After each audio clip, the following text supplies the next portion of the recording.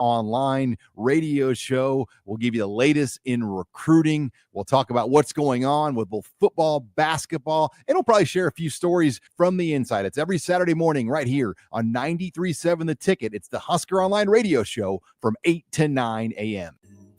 Rain, snow, or shine, John Henry's is here to keep your home's plumbing systems working properly no matter what kind of weather Nebraska throws at us. From unclogging toilets and drains to installing new water heaters and water treatment systems, John Henry's is your plumbing expert in the Lincoln and Omaha communities. Visit us at calljh.com or call John Henry's. 435-5555. John Henry's Plumbing, Heating and Air, and Electrical. This is Lincoln's home for sports talk on the FM dial. Also online at theticketfm.com. On the internet, KNTK FM Firth, 93.7 The Ticket. Empower a child today with the Teammates Mentoring Program. Hope is only a conversation away when you choose to share your talent, time, and heart with a child. Together, you can build a relationship based on strengths and chart a brighter future, 1 week at a time. Find out how you can be a mentor by visiting LincolnTeammates.org. Become what you needed as a kid by joining the Teammates Mentoring Program today. Garage doors can break down or quit working at the worst times. At Doors Plus, they understand that a broken garage sometimes means repair and not replace. Sometimes, all you need to make your door like new again is a few bolts, realignment, or even a new balance. Trust the pros at Doors Plus to handle your garage door repair the right way so you can get on with your busy schedule. Visit them online at doorsplusllc.com or give them a call at 402-590-5800. If you're a veteran, our nation has created a wide range of benefits to thank you for your service, but it can be difficult to navigate the process of determining eligibility, filing claims, appealing decisions, and securing the benefits you've earned. Speak to your County Veteran Service Officer or the Nebraska Department of Veterans Affairs State Service Office to see what's available to you and your family. These services are 100% free, so visit veterans.nebraska.gov today. Sponsored by the Nebraska Department of Veterans Affairs, aired with the Nebraska Broadcasters Association and this station. This is On the Block with Strick and Austin. Nebraska Basketball Hall of Famer and 9-year NBA vet, Eric Strickland. Strickland for three! And you're going to go out of here as the Big 8 tournament champion. Middle school basketball coaching legend and Duke basketball shooting coach in his mind, Austin Orman. Coming at you live from the heart of Lincoln, America. On air and online at theticketfm.com. Presented by NEBCO. This is On the Block with Strick and Austin. Welcome into On the Block. No Stricky. Busy man. He tapped out. Wants to start his weekend early. That's all right, though. I'm Austin Norman. I'm still here, and that chuckle you hear belongs to none other than Nick Sater. Nick! Austin, good afternoon. How are Happy ya? Friday, my friend. Excited to talk some ball with you throughout the next couple of hours. Multiple types of sports balls. There We'll you start go. with basketball. We'll move into football. I saw And the you wheels and I- turning. I got to give you a round of applause. Thank you. I got to No give you a pause round of needed. applause because avoided you disaster. started to dig yourself a hole, but you were able to grab a ladder and come on out. So you're okay. That's what we do here. Speaking of digging yourself out of a hole, Nebco, make sure there aren't any holes in the pavement. Make sure your building isn't a crater. Nebco builds the best. Check them out at nebcoinc.com. They are hiring for mechanic positions and some CDL driver positions as well. Hopefully there was a monkey return to the Lincoln Zoo last night because it's off of Nebraska basketball's back. Oh, absolutely. They win it. They win the game against Illinois 80-74 in overtime. We'll jump off on that here in just a moment. We'll have special guest Jacob Bigelow talks some hoops with us, and Rico is absolutely making fun of me over my shoulder right now. I was curious, Austin, how long have you been holding on to that one? Is that one that you planned to say that the monkey back to the Lincoln Zoo type of thing? Or to be completely fair, I did bust that out in post game last night. Okay. But I don't know how many people were watching, so I did get a trial run with Harrison. Well, last okay, night. good. Okay, well, the response must have been okay if you felt confident enough to bring it to the airwaves a second Do you time. think the response bothers me? I said it just That's a good to say, point. You know? That's a very good point. I'm a dad. I make the dad jokes here. Well, it's not about the response. It's about the fact I make the and the worst part is probably that I have Rico over your left shoulder as he's like in my direct line of sight, making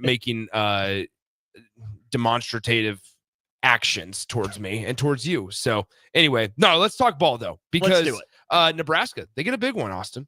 80-74 in overtime. This was a game, Nick, that I still don't have my mind wrapped around. It was played at Illinois' pace, 80 possessions for Nebraska, 77 for Illinois. A little more up and down than I think Nebraska would have wanted, but Nebraska never trailed. Yeah. Think about that. Nebraska did not trail for a second against a top 25 ranked team at Pinnacle Bank Arena. Nebraska never led by more than 10. They got there a couple different points. There was 1 point in the first half, and then they got there at 54-44 in the second half as well. Illinois would make their run. They would come back and tie the game. And to me, Nick, I think that's the biggest takeaway from all of this, is that the way that Illinois got back into the game was very similar to how Rutgers got back into the game. It was very similar as to how USC didn't really ever let Nebraska pull away and then took over late. Give your best player the ball, get out of the way, let him cook. That was Will Riley for a little bit. It was Kasparis Yakushonis for a little bit. And despite some really tough shot making, Nebraska did just enough on the offensive end. It was not pretty on the offensive end by any means for Nebraska, despite scoring 80 total points, 70 of them in regulation. But you don't make any apologies for it, because at the end of the day, what matters most is Nebraska did enough. For the first time in like 2.5, 3 weeks, Nebraska did enough. And it was a welcome sight that Nebraska had an opponent that didn't shoot lights out from beyond the 3-point line, whether they were on the on the road or at home. It didn't matter, right? I think, Illinois, what were they in the first half from three? It was like they had 3 for 18 from beyond the 3-point line in the first half. I think that was key, not only because it allowed Nebraska to get a little bit of a lead going into the break, but it allowed them to have momentum for the full 20 minutes of the first half and then go back in and adjust. And you knew that eventually Illinois was going to hit some shots, knock down some shots, and they did that. But I think one thing you said, one thing that Illinois did, or Rutgers or USC, get your best player the ball and get out of the way. I think Nebraska started to do that as well.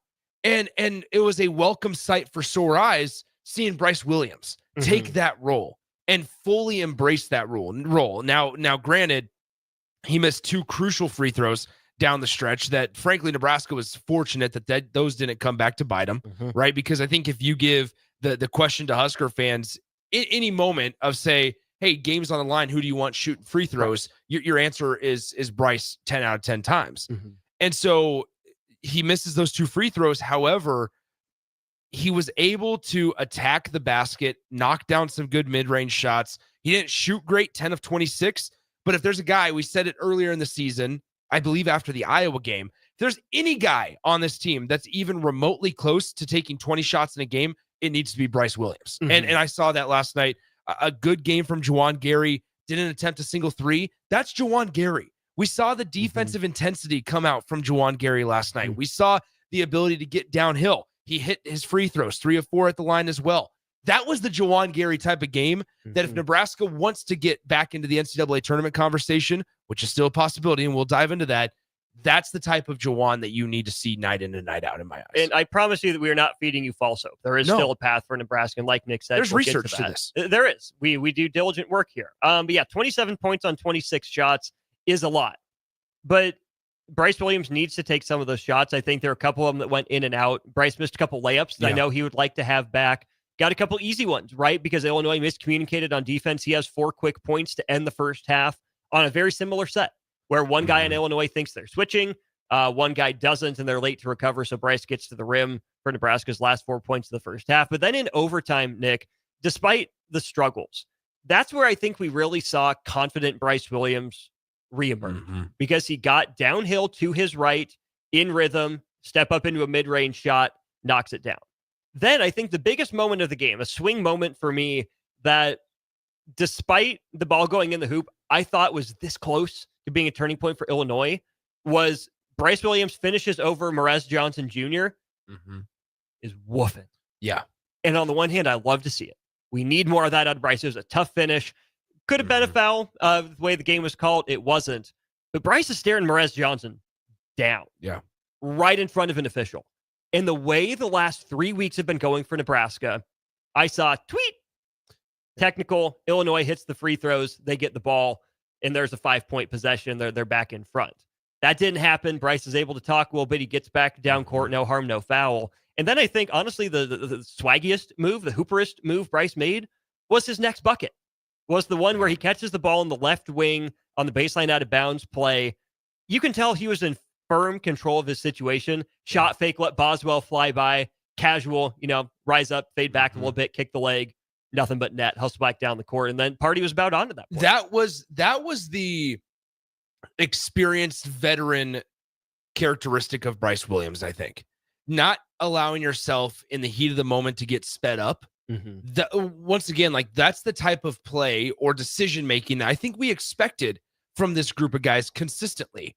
And they've, not to say they haven't had bits and pieces of that throughout this that previous 6-game losing streak, but there were moments where they made questionable decisions. They allowed the other team to dictate the pace of the game. They sped Nebraska up, which we saw last night, even on a night where the offense wasn't pretty by any means. It seems like, I mean, Austin, you and I were texting back and forth, and we both agree, Nebraska just makes things look so difficult on offense at times. And I think, over the last couple of games, they've been playing around with lineups. They've been trying to figure out who they want to carry the ball.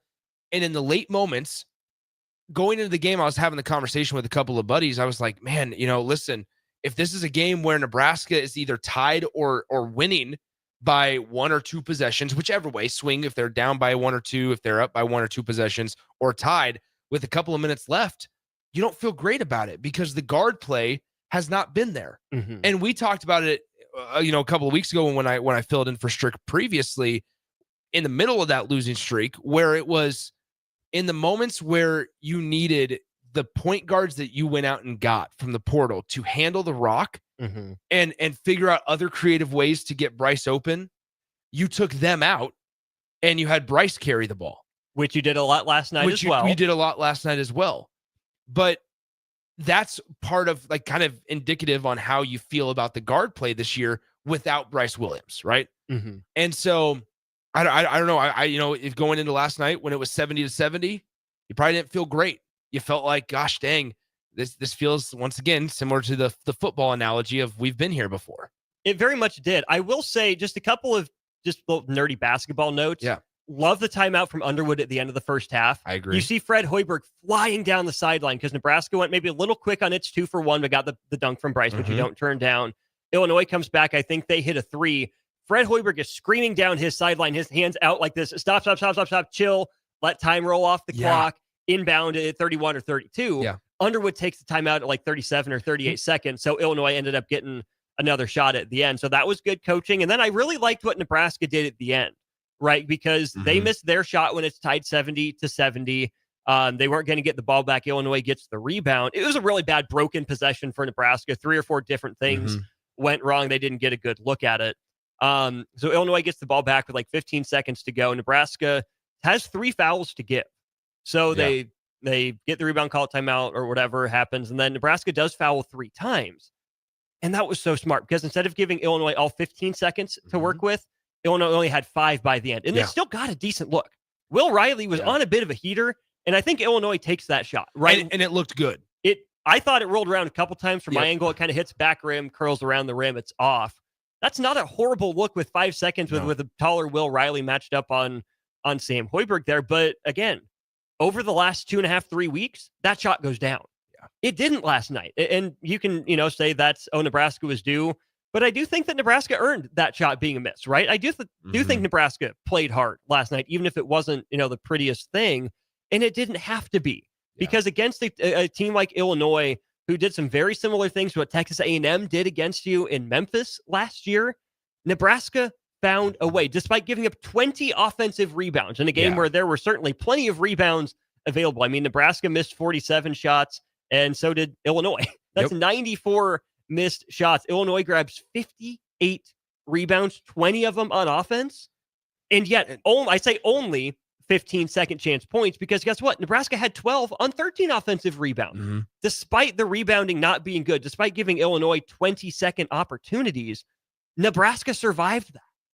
Yeah, you're right. And in fact, those Illinois numbers are with Tomislav Ivicic, not their leading rebounder. He averaged 13.5 points per game, 8.5 rebounds per contest, and the 7'1" Croatian is not in. He was out last night.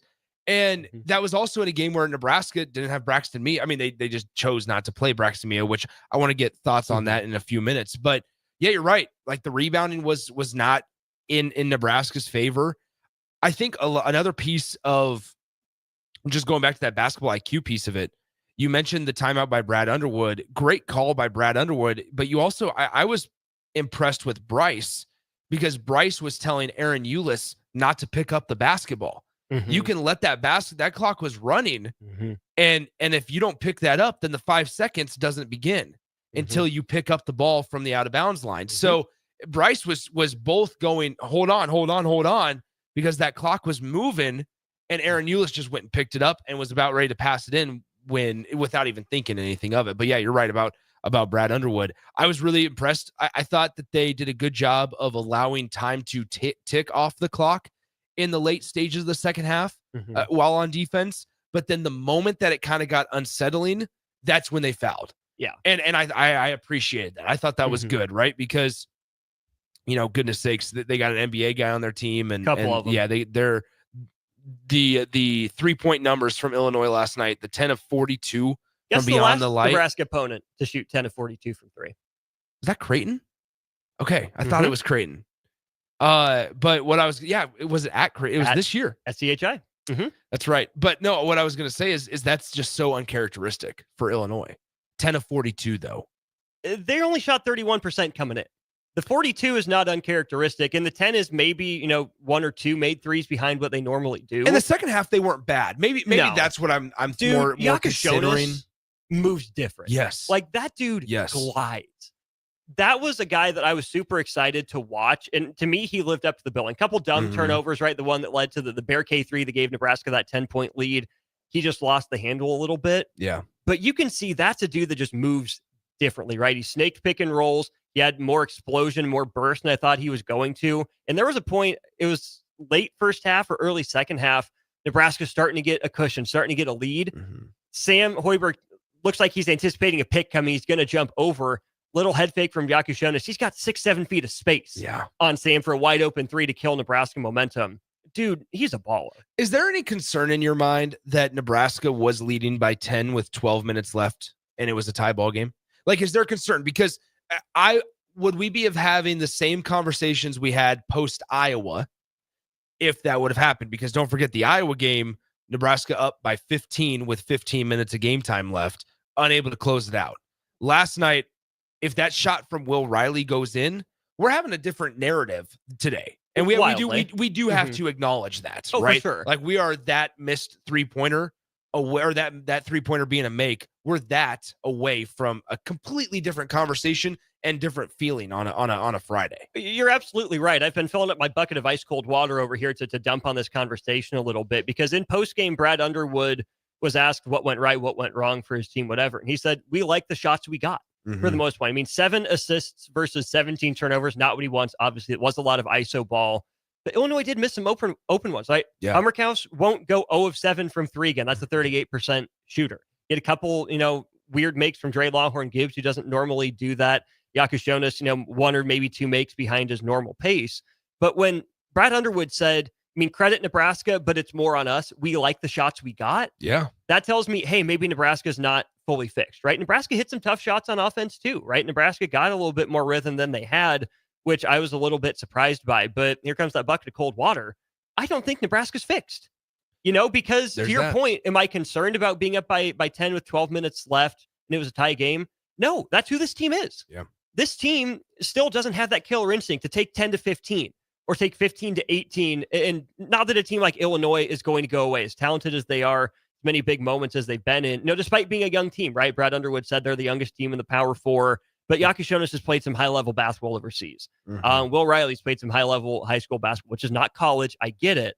But no, I'm not. It wasn't a concern to me because I expected it. As rude as that is to maybe say or hear, I was not shocked Illinois made a run. I don't think Nebraska was surprised Illinois made a run because that's a talented team.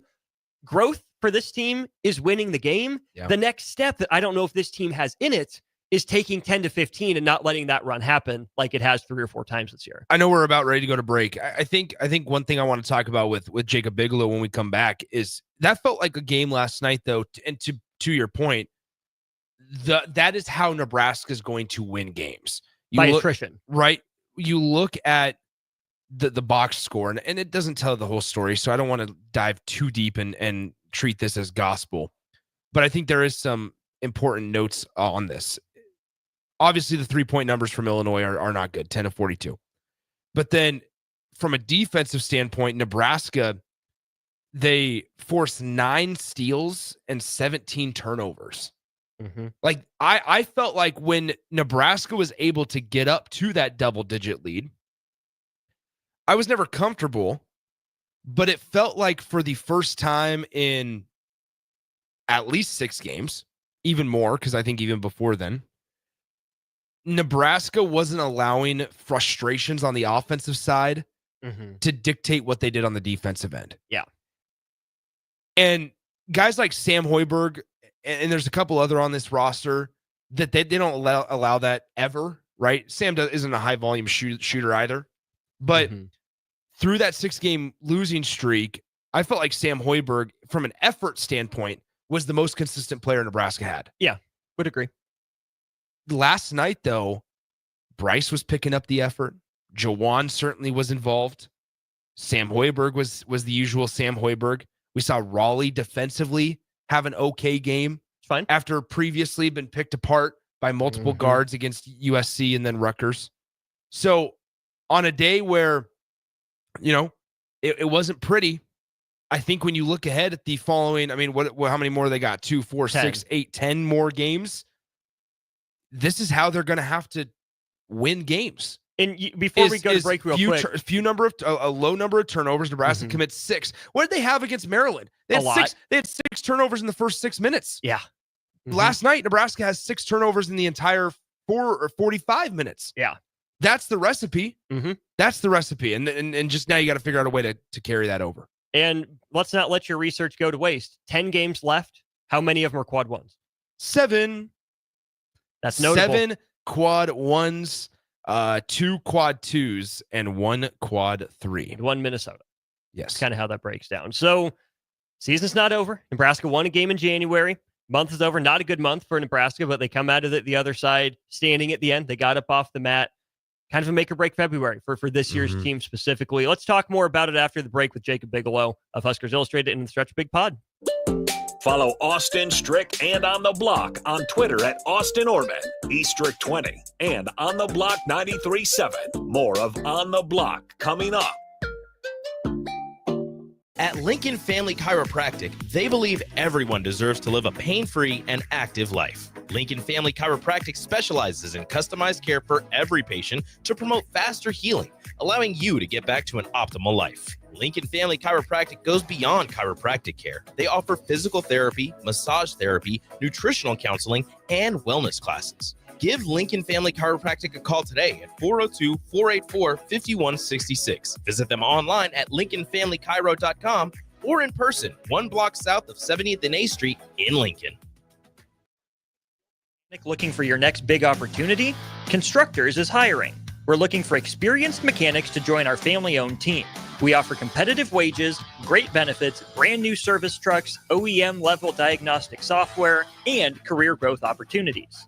Positions include lead and A-level mechanics for our shop and multiple field technicians. If you're driven and ready to grow with a company that's been around since 1908, apply today at constructorslincoln.com. Psst. You know what's better than waking up early to go to the airport? Sleeping in. Lucky for you, the lines at the Lincoln Airport are so short and our service is so fast. You won't need to sacrifice precious beauty sleep to get here hours before your flight. So, go ahead, sleep in. You deserve it, and choose the airport that helps you relax. LNK, make flying easy. Rico here with HIS Auto Care at 70th and Van Dorn, letting you know HIS is a great place to bring your vehicle for service.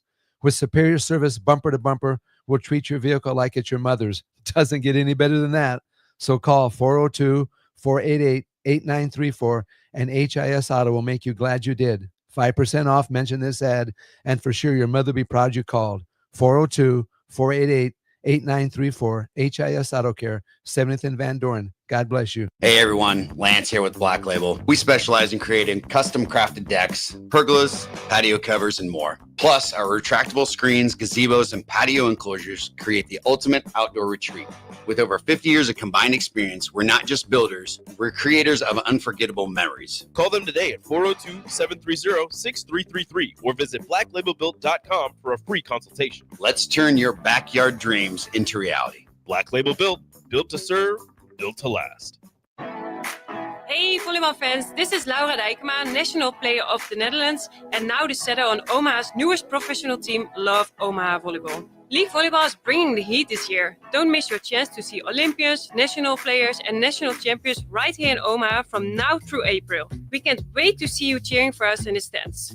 Visit lovboma.com to buy single match tickets to see me and Love Omaha Volleyball in action. Go Big Green! Shouldn't the landscape around your house reflect the architecture as well as the interior? Whether it's new construction or breathing life into an outdated landscape, let the teams at Tailored Landscapes, Tailored Lights, and Tailored Life combine as your local source for outdoor living. Schedule a meeting with one of our designers who listen during our consultations and combine your preferences, plus our experience to give you a timeless, sustainable, photo shoot-worthy landscape. Call us at 402-432-2572. Find us on any social media or at www.tailoredlandscapes.com, because when you find one company, you find the benefit of three. Have you heard about Advanced Medical Imaging Surgery Center?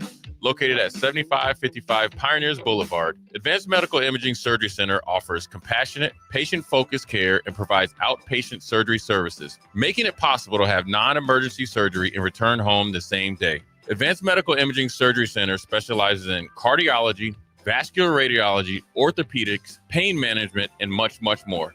Give them a call today at 402-261-1085 or online at amimaging.com. The dangers of secondhand smoke are well known. But what about secondhand aerosol, which is created when using e-cigarettes? Science already shows a secondhand aerosol can contain nicotine, heavy metals, and cancer-causing agents. Eliminating exposure to secondhand aerosol is an important step to keeping everyone safe. Breathe easier knowing the facts. For help quitting, call the Nebraska Tobacco Quit Line, 1-800-QUIT-NOW, 1-800-784-8669. Paid for by Tobacco Free Nebraska. Aired with the Nebraska Broadcasters Association and this station. Now back to On the Block with Strick and Austin on 93.7 The Ticket and theticketfm.com. We are back here during On the Block. Austin Norman and Nick Sainer with you. This segment brought to you by Heartland of Nebraska Windows. Heartland of Nebraska Windows is based out of Hallam, Nebraska, and they offer a free estimate, full window replacements, all vinyl triple pane windows, and a lifetime warranty on everything while still keeping their prices affordable. They're locally and family owned with their own team of installers. You can give them a call today at 402-430-3852. Let's head to our VIP line brought to you by Allo Fiber. And the financial advisor for On the Block, Jacob Bigelow, Jacob Finance Bro Bigelow. Jacob, I already have my Roth IRA set up, but I'm looking for a 401k match. Is there any way you could help me with that? Yeah, if you're interested in expanding your portfolio the way I was dressed last night at Pinnacle Bank Arena, I would gladly, ask about, mutual funds, index funds, whatever you want to do to grow your wealth. I'm a big bonds guy. Do you agree do you agree with bonds? If it was, the 1940s, maybe, some war bonds, some rail bonds. There's my history minor coming out of the woodwork with those references. Man, I'm a dork, but some bonds. Yeah, if it was, my great grandfather was probably a big bonds guy, and that's they're a little past their time. Hey Bigelow, what's up? First off, hey, it's good to talk to you. But anyway, hey, congrats on the new vehicle. Thank you, man. Yeah, it's been we're ending January on a much better note than it began. That's for sure. We've been all over the place with car accidents and all sorts of fun stuff. But we can finally making stuff happen today. See, we car shopping, the joys of that. But thanks, man. I appreciate that. Speaking of ending the month on a high note, I couldn't tell if we were talking about Jacob Bigelow's personal life or Nebraska men's basketball. I mean, how about that, Jacob? 80-74, Huskers take down Illinois. Your reaction to last night's game? Yeah, I mean, it's kind of I'm far from a Raiders fan, but it's just the Al Davis just win, baby. They found a way. They needed it in the worst way possible, and they withstood. They threw the first punch. They got out to a lead. They never trailed and withstood. Illinois throwing some counters to try to get back into it, and for the first time in a long time, in a season where such an emphasis has been put on, it's about the guys who are on the court to finish the game and finishing the games. Even when it became a little bit of a tension convention, we're one Will Riley 3-pointer away from quite a different discussion today. But, Bryce Williams turned it on in overtime, and they finished. And that it was quite the collective exhale at PBA last night. It was the same finishing lineup that started the game. Another new look starting lineup. It was Raleigh Wooster reinserted back into that first five. Sam Hoiberg with another start. Then Bryce Williams, Juwan Gary at the 4, and Andrew Morgan to begin the game. What did you make of that starting lineup? Do you think that's the one? I mean, those are your energy guys. I mean, those are kind of all your energy guys, right? Like if you want to, a team that has looked, there's a classic coaching cliche of if you're juiceless, you're useless. There has been some times in the last few weeks where Nebraska has looked quite juiceless, and they will. Those are the guys who bring the most juice. Sam Hoiberg is the spark plug. All he does is make winning plays. You have your 2 sixth-year seniors, your vocal guys, in Williams and Gary, and then Andrew Morgan. The post spots for Nebraska has left plenty to be desired in terms of inconsistency. But Andrew Morgan and just the physicality that he brings, he's going to play hard one way or another. So there's a good amount of juice with that starting group, I think. Jacob, I said the exact same thing that you said a couple of minutes ago about a Will Riley 3-point bucket away from a completely different narrative and discussion going in on a Friday. I think a big reason Nebraska was able to win that game, though, last night was because of the defense. Like I was telling Austin right before we went to break that they had 6 turnovers in the first 6 minutes of their game at Maryland. Nebraska did. Last night, they commit just 6 turnovers in all 45 minutes of action. They forced 17 turnovers from Brad Underwood's squad. They have Nebraska forces 9 steals. On a night where, once again, the least surprising statement of the century here, where Nebraska made it kind of difficult on offense at times, most of the time, Nebraska's defense, their effort was kind of a big reason that they never allowed Illinois to take a lead.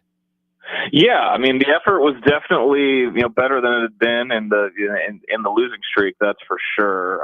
They definitely looked more connected. Illinois took a ton of tough shots, even though Brad Underwood said they liked some of the shots they got.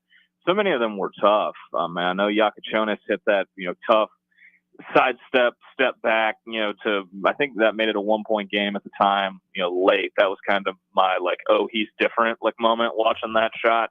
But I mean, Illinois took a bunch of tough shots. I had plenty of questions about the way they went through that game, whether it was their shot selection or their play design.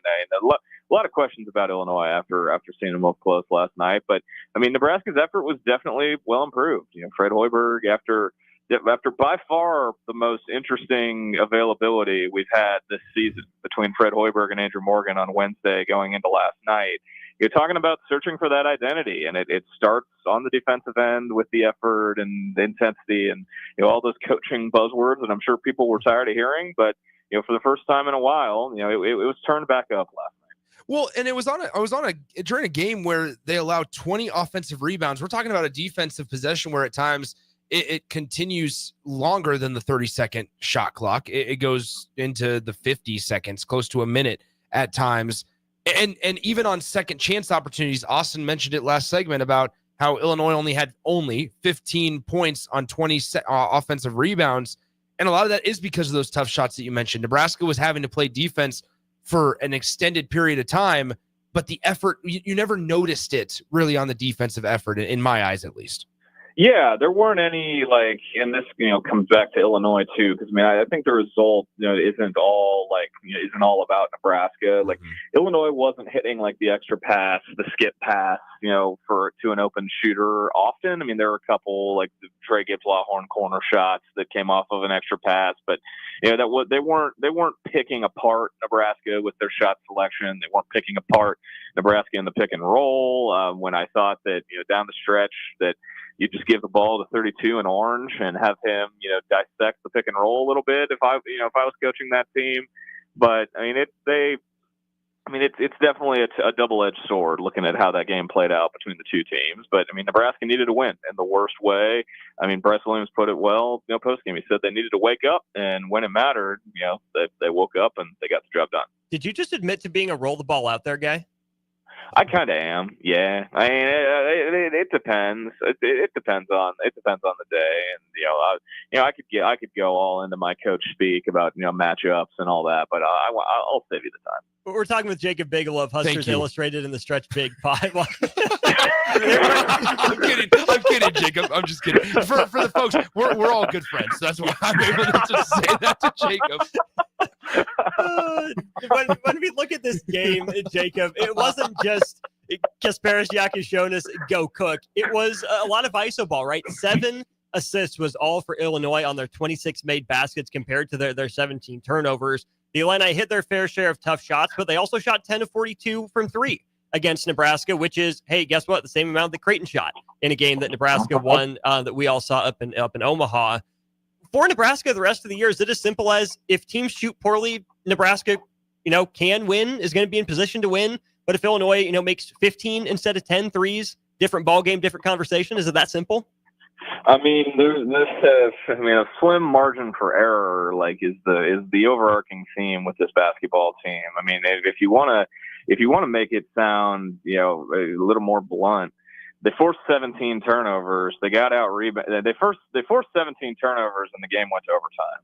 They forced 17 turnovers, and the opponent shot 10 of 42 from 3, and the game went to overtime. There's plenty of things where you can look at statistically, this game probably should have ended in regulation. Nebraska was in control for the majority of it, but it kind of just felt like we're waiting on the run to come. We're waiting on the run to come. When is it going to show up? And they staved it off. But this, I don't think that this is the ship has not been completely turned around. It's no longer the waves aren't hitting the deck anymore. They aren't having to shovel water off the boat. It hasn't been completely turned around, but at the end of the day, they just needed the win for the psyche of the staff, the guys on the roster, and the discourse surrounding the program. Jacob Bigelow is with us here on the LVIP line. Jacob, I want to mention the opportunity that they have before ahead of them, but first, I think. I guess the question is, what is the answer offensively? Because going into this game, and as Nebraska's been on the 6-game losing streak, you can point to certain guys and go, okay, well, he needs to do this better, or he needs to not do this as much as he was trying to do this. And I think the easiest thing is Juwan Gary's perimeter shooting. Last night, he does. I think Juwan has a really nice game last night, in all honesty. He wasn't all that active on the offensive side, but I thought he was active defensively, which is one of his strengths, certainly. But, he shoots 5 of 10 from the field, does not attempt a single 3-point shot. That felt like, okay, that was a step in the right direction for Juwan. Now, that's multiple games in a row where we've seen Juwan primarily attack the basket and also have not a horrible day defensively. So I guess my question to you is what is the answer offensively for this team? Yeah,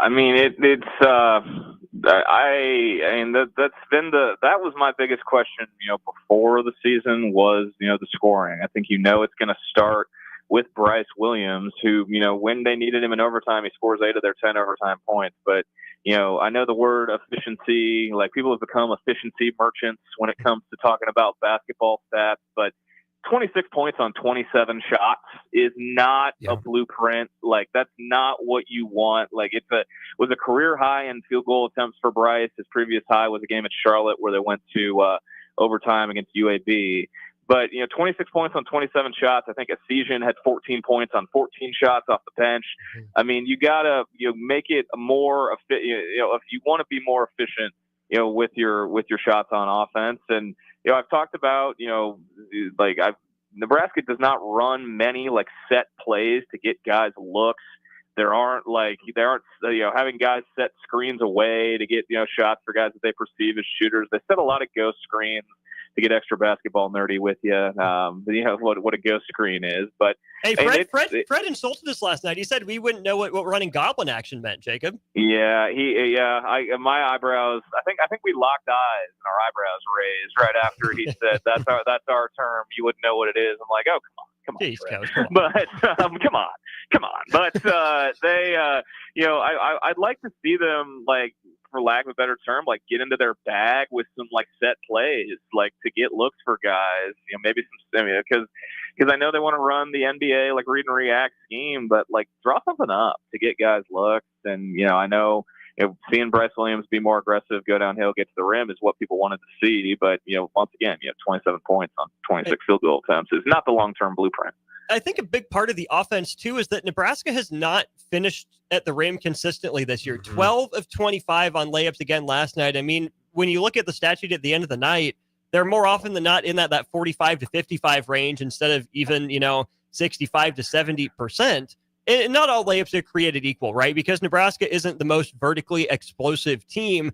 They do challenge some shot blockers, right? And get it rejected quite a bit and do take tough angles. But I will say, Jacob, I think last night and for most of the last 2 or 3 weeks, feels like Nebraska's missed some opportunities that you would think that some lead dogs would finish when it comes to and one. So instead of getting 2 at the free throw line, you get 1 at the free throw line with the 2 points already on the board. I agree the offense doesn't always look smooth or anything, but how much better would it look if Nebraska was just an average finishing team at the rim instead of below average?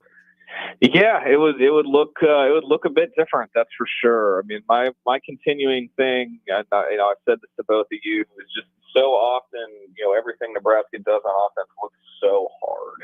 It looks like they are laboring so hard, whether it's to get a shot up from 3 or get downhill and go to the rim, or even if they're running simple pick and roll stuff, for Andrew Morgan, which they do a good amount when he's in the game. But they have to do so much on offense, and that's in part due to lateral quickness and all sorts of stuff. But it would be quite different if they were better at the rim. I'm looking at some advanced stats last night that says Nebraska went 17 for 31 at the rim last night, 9 for 27 in the mid range, according to Bart Torvik. And that's a lot. That's a lot of 2s for a team that if you want to love the rim and like the 3. They took 23s, but they took 58 2s last night. And it was a game that was at Illinois' pace, at Illinois' number of possessions, and Nebraska still came out on top. All right, Biggs. Nebraska is got 10 games left. Big picture discussion here. Because while we were throwing kind of that cold water, the ice water onto this conversation, and you said that the waves aren't hitting the deck yet or anymore on the ship, Nebraska's got opportunities ahead. It's an important month of February for the Huskers. 7 out of their next 10 games, quad 1 opportunities against teams if the season ends today where they would be at in the net rankings. What does Nebraska have to do? And I guess, how serious is that conversation for the opportunity ahead for Nebraska? I think the toughest game. There's a couple tough games left, but the rest. Outside of the Michigan game, and then the games on the road are always they're always throwing stuff at the wall with Nebraska basketball. But there are so many just coin flip games left on the schedule when you look at it. Out of the 10, especially you have 2 against Ohio State. You have a second game against Maryland, a team you already played, and if you win the last 4 minutes, maybe it's a different result. Northwestern and Penn State are in the same neighborhood. Northwestern, Penn State, Minnesota, they're in the same neighborhood as you in the Big Ten, and then Senior Day against Iowa at home. Those are all games that I'd consider coin flips. The Michigan game in Lincoln is going to be tough. Anyone who still waxes poetic about basketball in the 90s, if you want to see big dudes flying into each other, that Michigan game on February 24th, that is going to be your bread and butter. But it's gonna I think the first box to check will be getting a win on the road. Their second, their best opportunity for that is, going to be on Wednesday when they're in Seattle against Washington, who was, in the basement of the conference. And, Oregon, they were number 16 in the polls this week, but, I don't think they're world beaters. I'm not going to make any declarations about going to Eugene, but a 4:30 start time on a Sunday is a very weird time for a basketball game, especially for a program that, does not really draw well. That's going to be a weird environment on Sunday against Oregon. But it starts.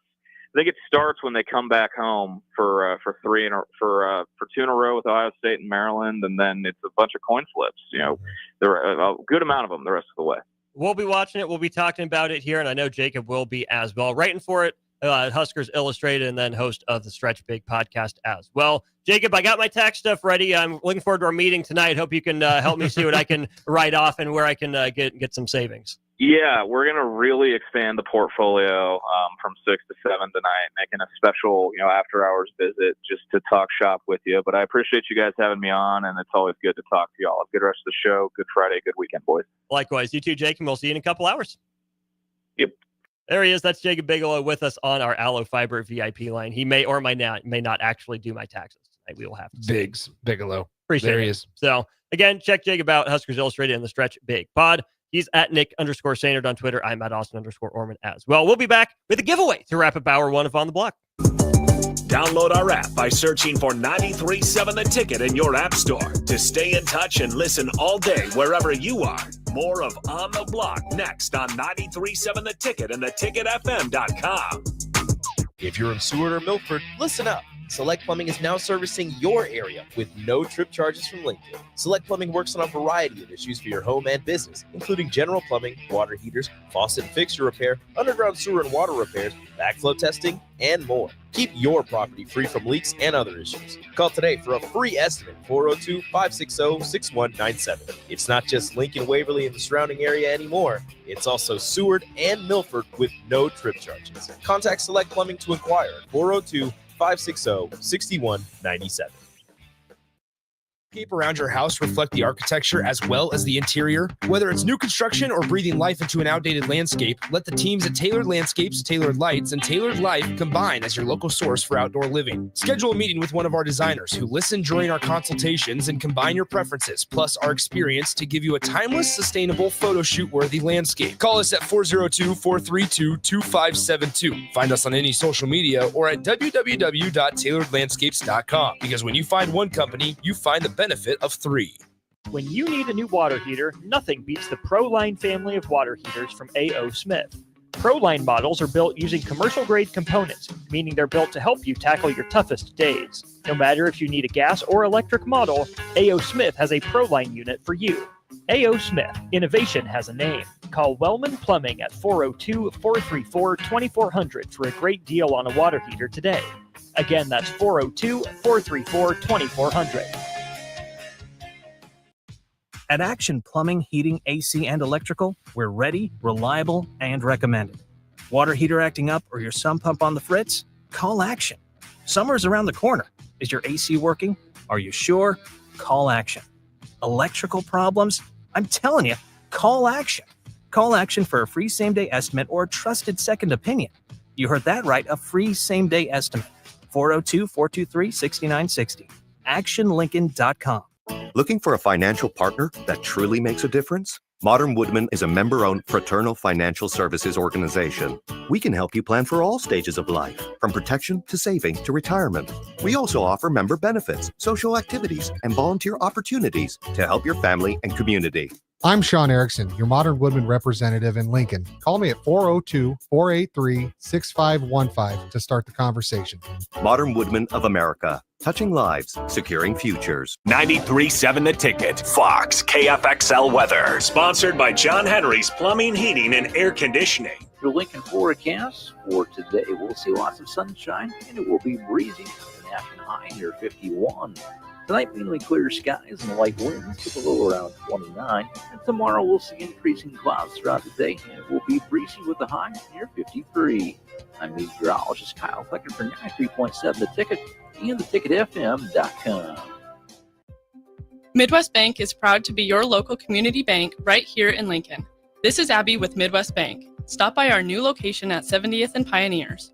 Our new full-service branch does it all. From our friendly staff to our easy online banking and mobile app, you get all the technology of a big bank that you need, but you still get the hometown customer service that you want.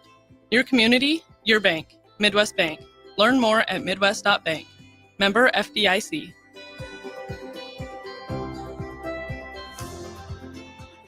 What's going on, fans? This is Lexi Rodriguez, four-time All-American at Nebraska and now proud member of Omaha's newest professional team, Love Omaha Volleyball. League One Volleyball is bringing the heat this year. Don't miss your chance to see Olympians, national players, and national champions right here in Omaha from now through April. We can't wait to see you cheering us on in the stands. Visit lovboma.com to buy single match tickets to see me and Love Omaha Volleyball in action this season.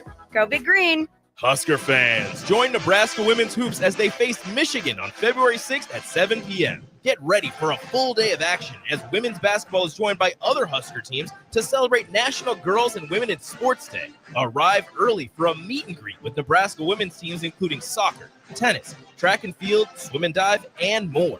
The meet and greet starts at 5:30 p.m. in the North Concourse. Get your tickets now. You won't want to miss this matchup in PBA. For event and ticket information, go to huskers.com/tickets. Now back to On the Block with Strick and Austin on 93.7 The Ticket and theticketfm.com.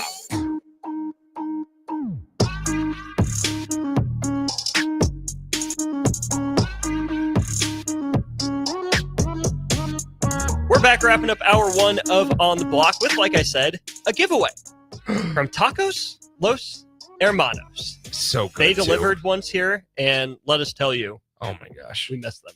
I miss them every day. The first person with the correct answer on the Starter Heyman Jewelers text line, 402-464-5685, will win a Tijuana taco box from Tacos Los Hermanos. What is that? 25 birria tacos. Oh, those were the best. Those were so good. With the birria dipping sauce as well. Yep. Even without the sauce, they were so good. You get rice and beans, you get your fajita veggies, you get a couple salsas, guac, chips and salsa, other toppings. It is a box that feeds approximately 8 people, or most of the people in this studio here, between you and me. We two of us. I could probably eat 12 and a half. Yeah. I could eat probably all 25. $75 value. Yeah. All you have to do is answer this question correctly. How many AVCA All-American volleyball players did John Cook coach in his 25 years as Nebraska's head coach? That's a great question. First person in with the answer, 402-464-5685, will win that Tijuana taco box from Tacos Los Hermanos. Nick, for your money, who's the best player for John Cook at Nebraska? Best player of all time. How do you go against Jordan Larson? I mean, are you disagreeing? I just like to hear your rationale. Well, she's one of the best to ever do it. I mean, still currently at 39 years old, as I believe how old she is. She's still one of the best to do it. I can't remember who I was having the conversation with a couple of days ago. I cannot imagine. You want to know about a debate? Would be perfect for like July sports radio. Is the top 10 volleyball players to ever play for John Cook at Nebraska? Because you could maybe have some similarities in like 1 through 5, but you get to like 7 through 10. So what about number 6? And it's 6 through 10, and it's up in the air. Yeah. It is up in the air because like people forget about players like Michaela Fecke or Kelsey Robinson or Hannah Worth. Like people forget about those players because we've been so spoiled over the last over the last 5 years.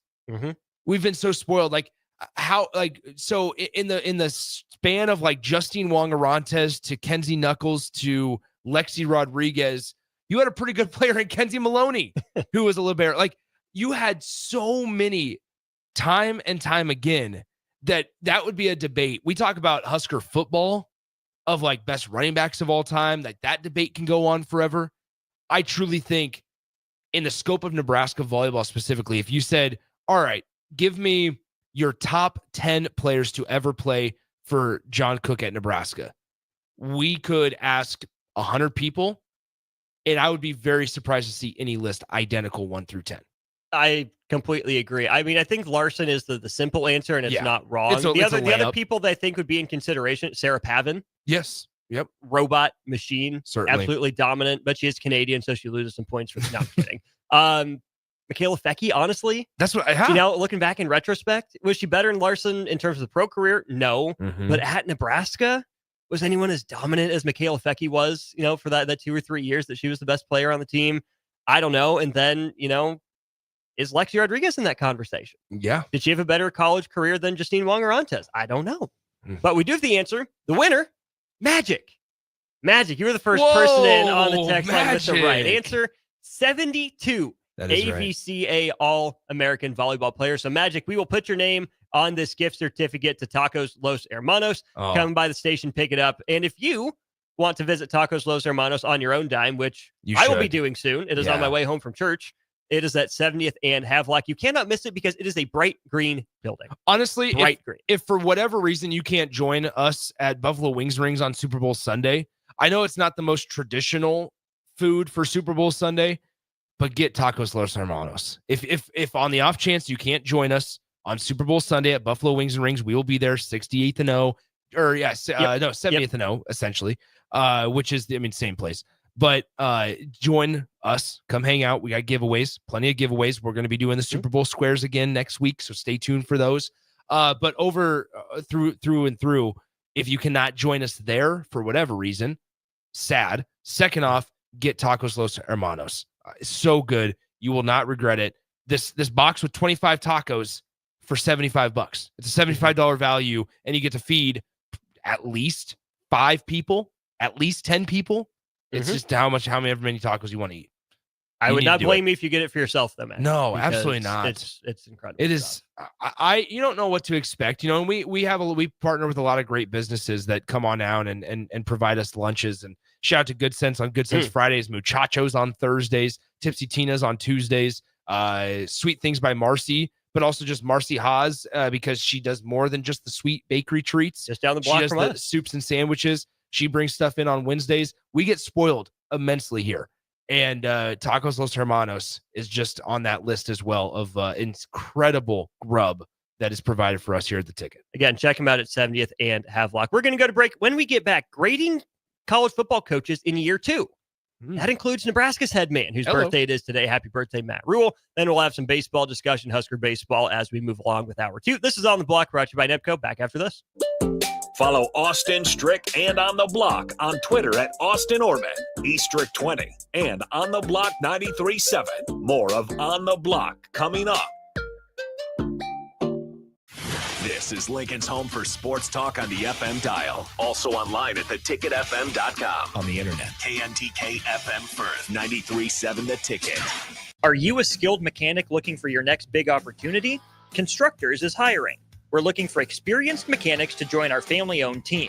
We offer competitive wages, great benefits, brand new service trucks, OEM-level diagnostic software, and career growth opportunities. Positions include lead and A-level mechanics for our shop and multiple field technicians. If you're driven and ready to grow with a company that's been around since 1908, apply today at constructorslincoln.com. Midwest Bank is proud to be your local community bank right here in Lincoln.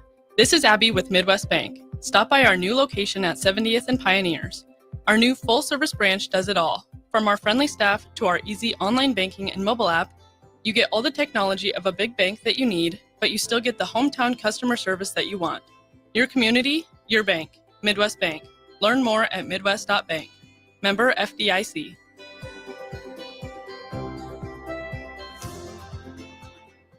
Looking for a financial partner that truly makes a difference? Modern Woodman is a member-owned fraternal financial services organization. We can help you plan for all stages of life, from protection to saving to retirement. We also offer member benefits, social activities, and volunteer opportunities to help your family and community. I'm Sean Erickson, your Modern Woodman representative in Lincoln. Call me at 402-483-6515 to start the conversation.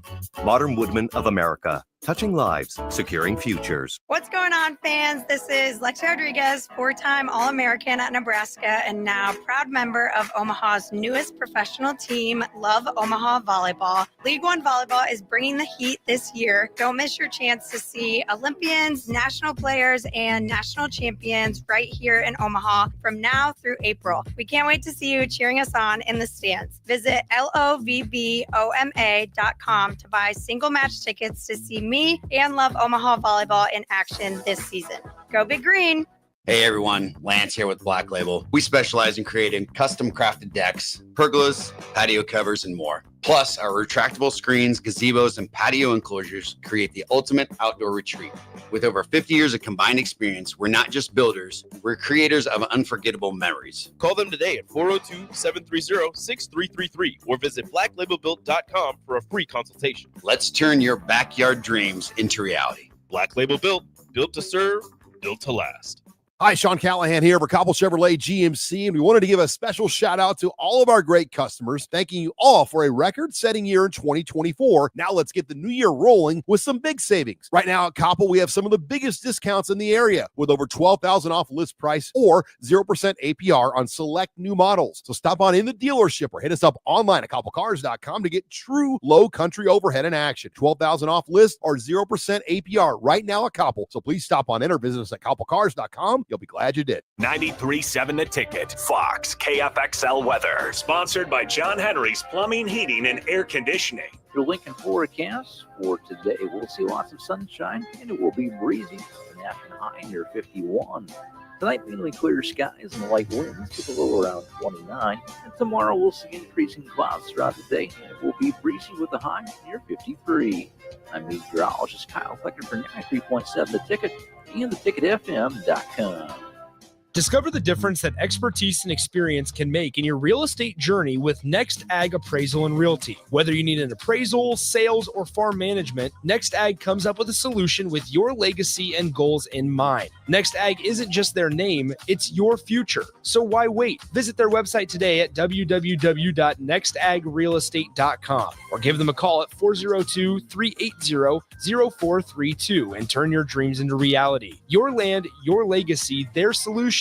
Next Ag Appraisal and Realty. Shouldn't the landscape around your house reflect the architecture as well as the interior? Whether it's new construction or breathing life into an outdated landscape, let the teams at Tailored Landscapes, Tailored Lights, and Tailored Life combine as your local source for outdoor living. Schedule a meeting with one of our designers who listen during our consultations and combine your preferences, plus our experience to give you a timeless, sustainable, photo shoot-worthy landscape. Call us at 402-432-2572. Find us on any social media or at www.tailoredlandscapes.com because when you find one company, you find the benefit of three.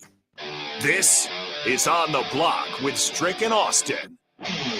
Nebraska Basketball Hall of Famer and 9-year NBA vet, Eric Strickland. Strickland for three! And you're going to go out of here as the Big 8 tournament champion. Middle school basketball coaching legend and Duke basketball shooting coach in his mind, Austin Orman.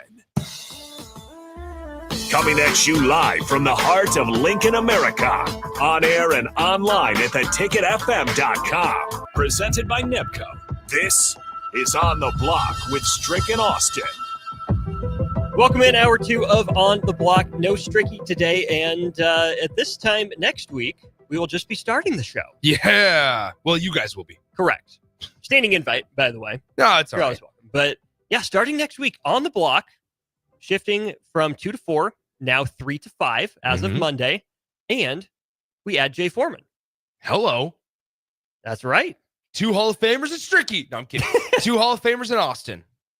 Ouch, 3 but Hall true. of Famers. I don't. No, we don't have to lie. I know where I stand. Lincoln I know my Lutheran. pecking order. I'm not in that Hall of Fame. Oh, okay. That's right. I'm not in the I biased did get one. invited back to MC their gala, so I'm looking forward to that again. Whoa! Yeah.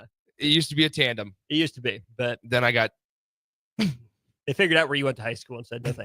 That's probably very true. But hey, tonight on our airwaves, 7:15. Yeah, with the alma mater. It's Norris. It's a top 5 Class B matchup. That's a big Norris. It's actually going to be a good one. 16-1 overall Norris going up against the 11-7 Lincoln Pius X Thunderbolts. So tip-off 7:30-ish or so. Jay and I will be out at my old stomping grounds over on 70th and A. Not really, 56th and A, kind of. On A Street, just keep on driving A Street, east. yeah, just in between 56th and 70th and A. Come on out. You can. I mean, it's fun to watch.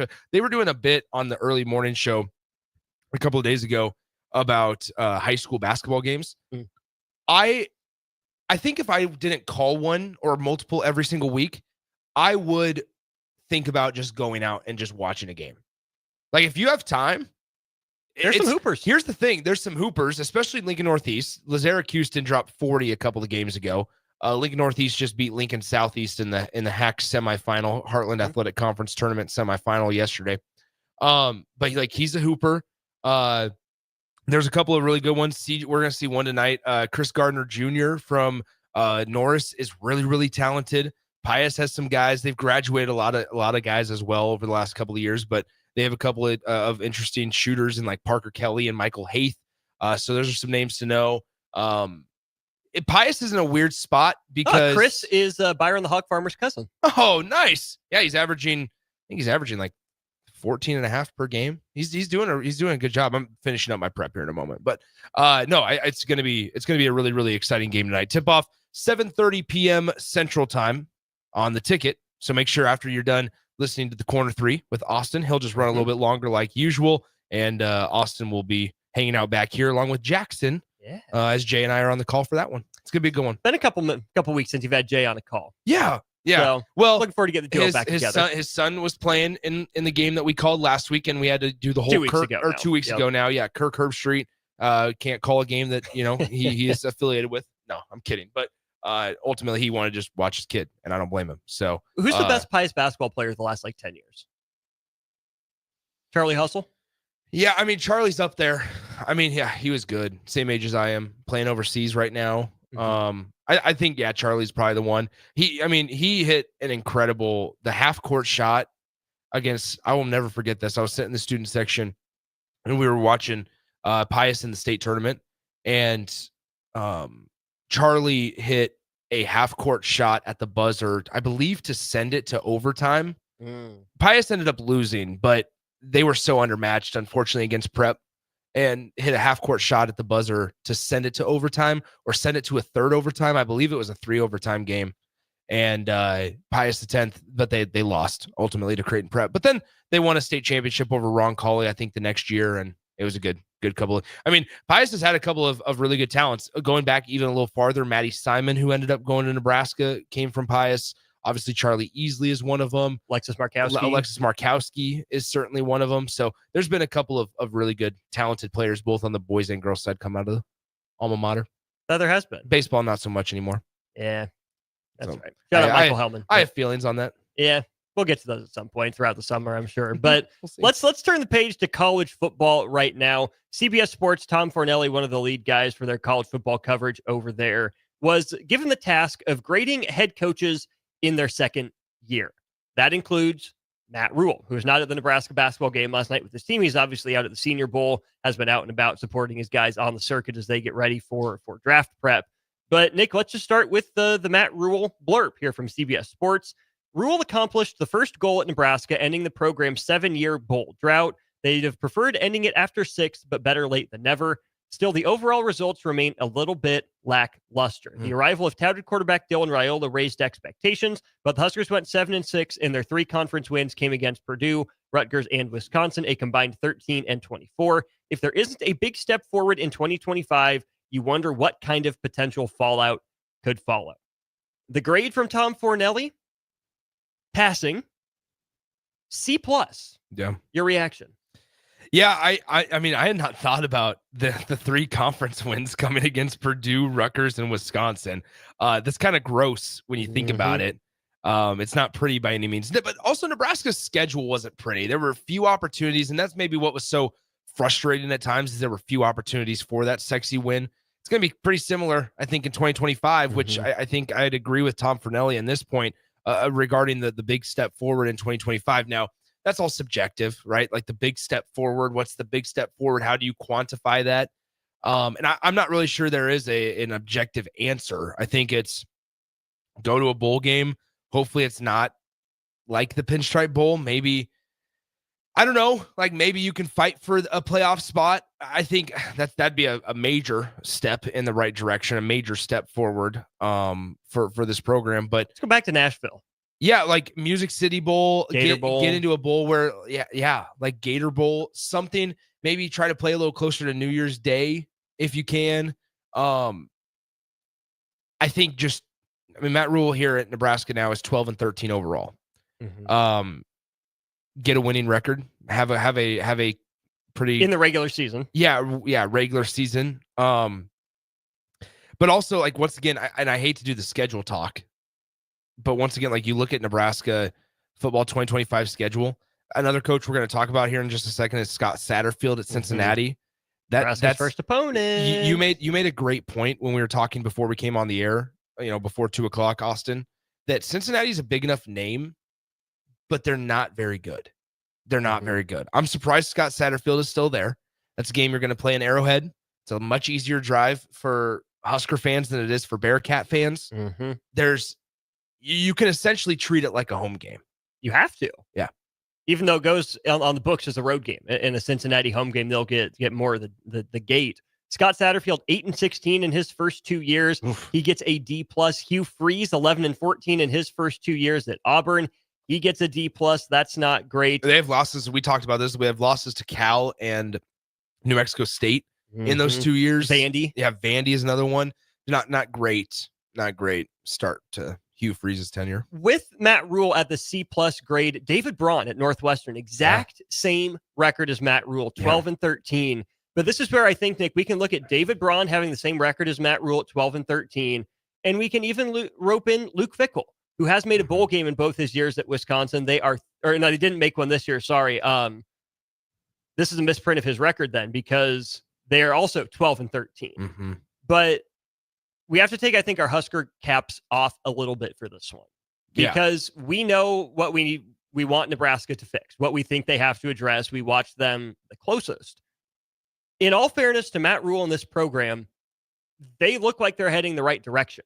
David Braun and Northwestern shocked the world with the firing of Pat Fitzgerald, everything that went down that summer. They go 7-5 and beat Utah in a bowl game. They're 8-5. People are like, okay, let's see you do it again next year. Guess what? It's Northwestern. They didn't. They fall back to the pack with that 4-8 record. But then even Wisconsin, right? If you look just at the records, Luke Fickell and Wisconsin did exactly the inverse of what Nebraska and Matt Rule did. They went 7-6 in the first year and then 5-7 last year. So no, there's not a huge gap between, these three programs really when you look at the record. Northwestern had the biggest fall off, which was probably anticipated because, Northwestern. Wisconsin got a little bit of a boost, I guess, in year one. It looked like Fickell was maybe the better hire. They go 7-5.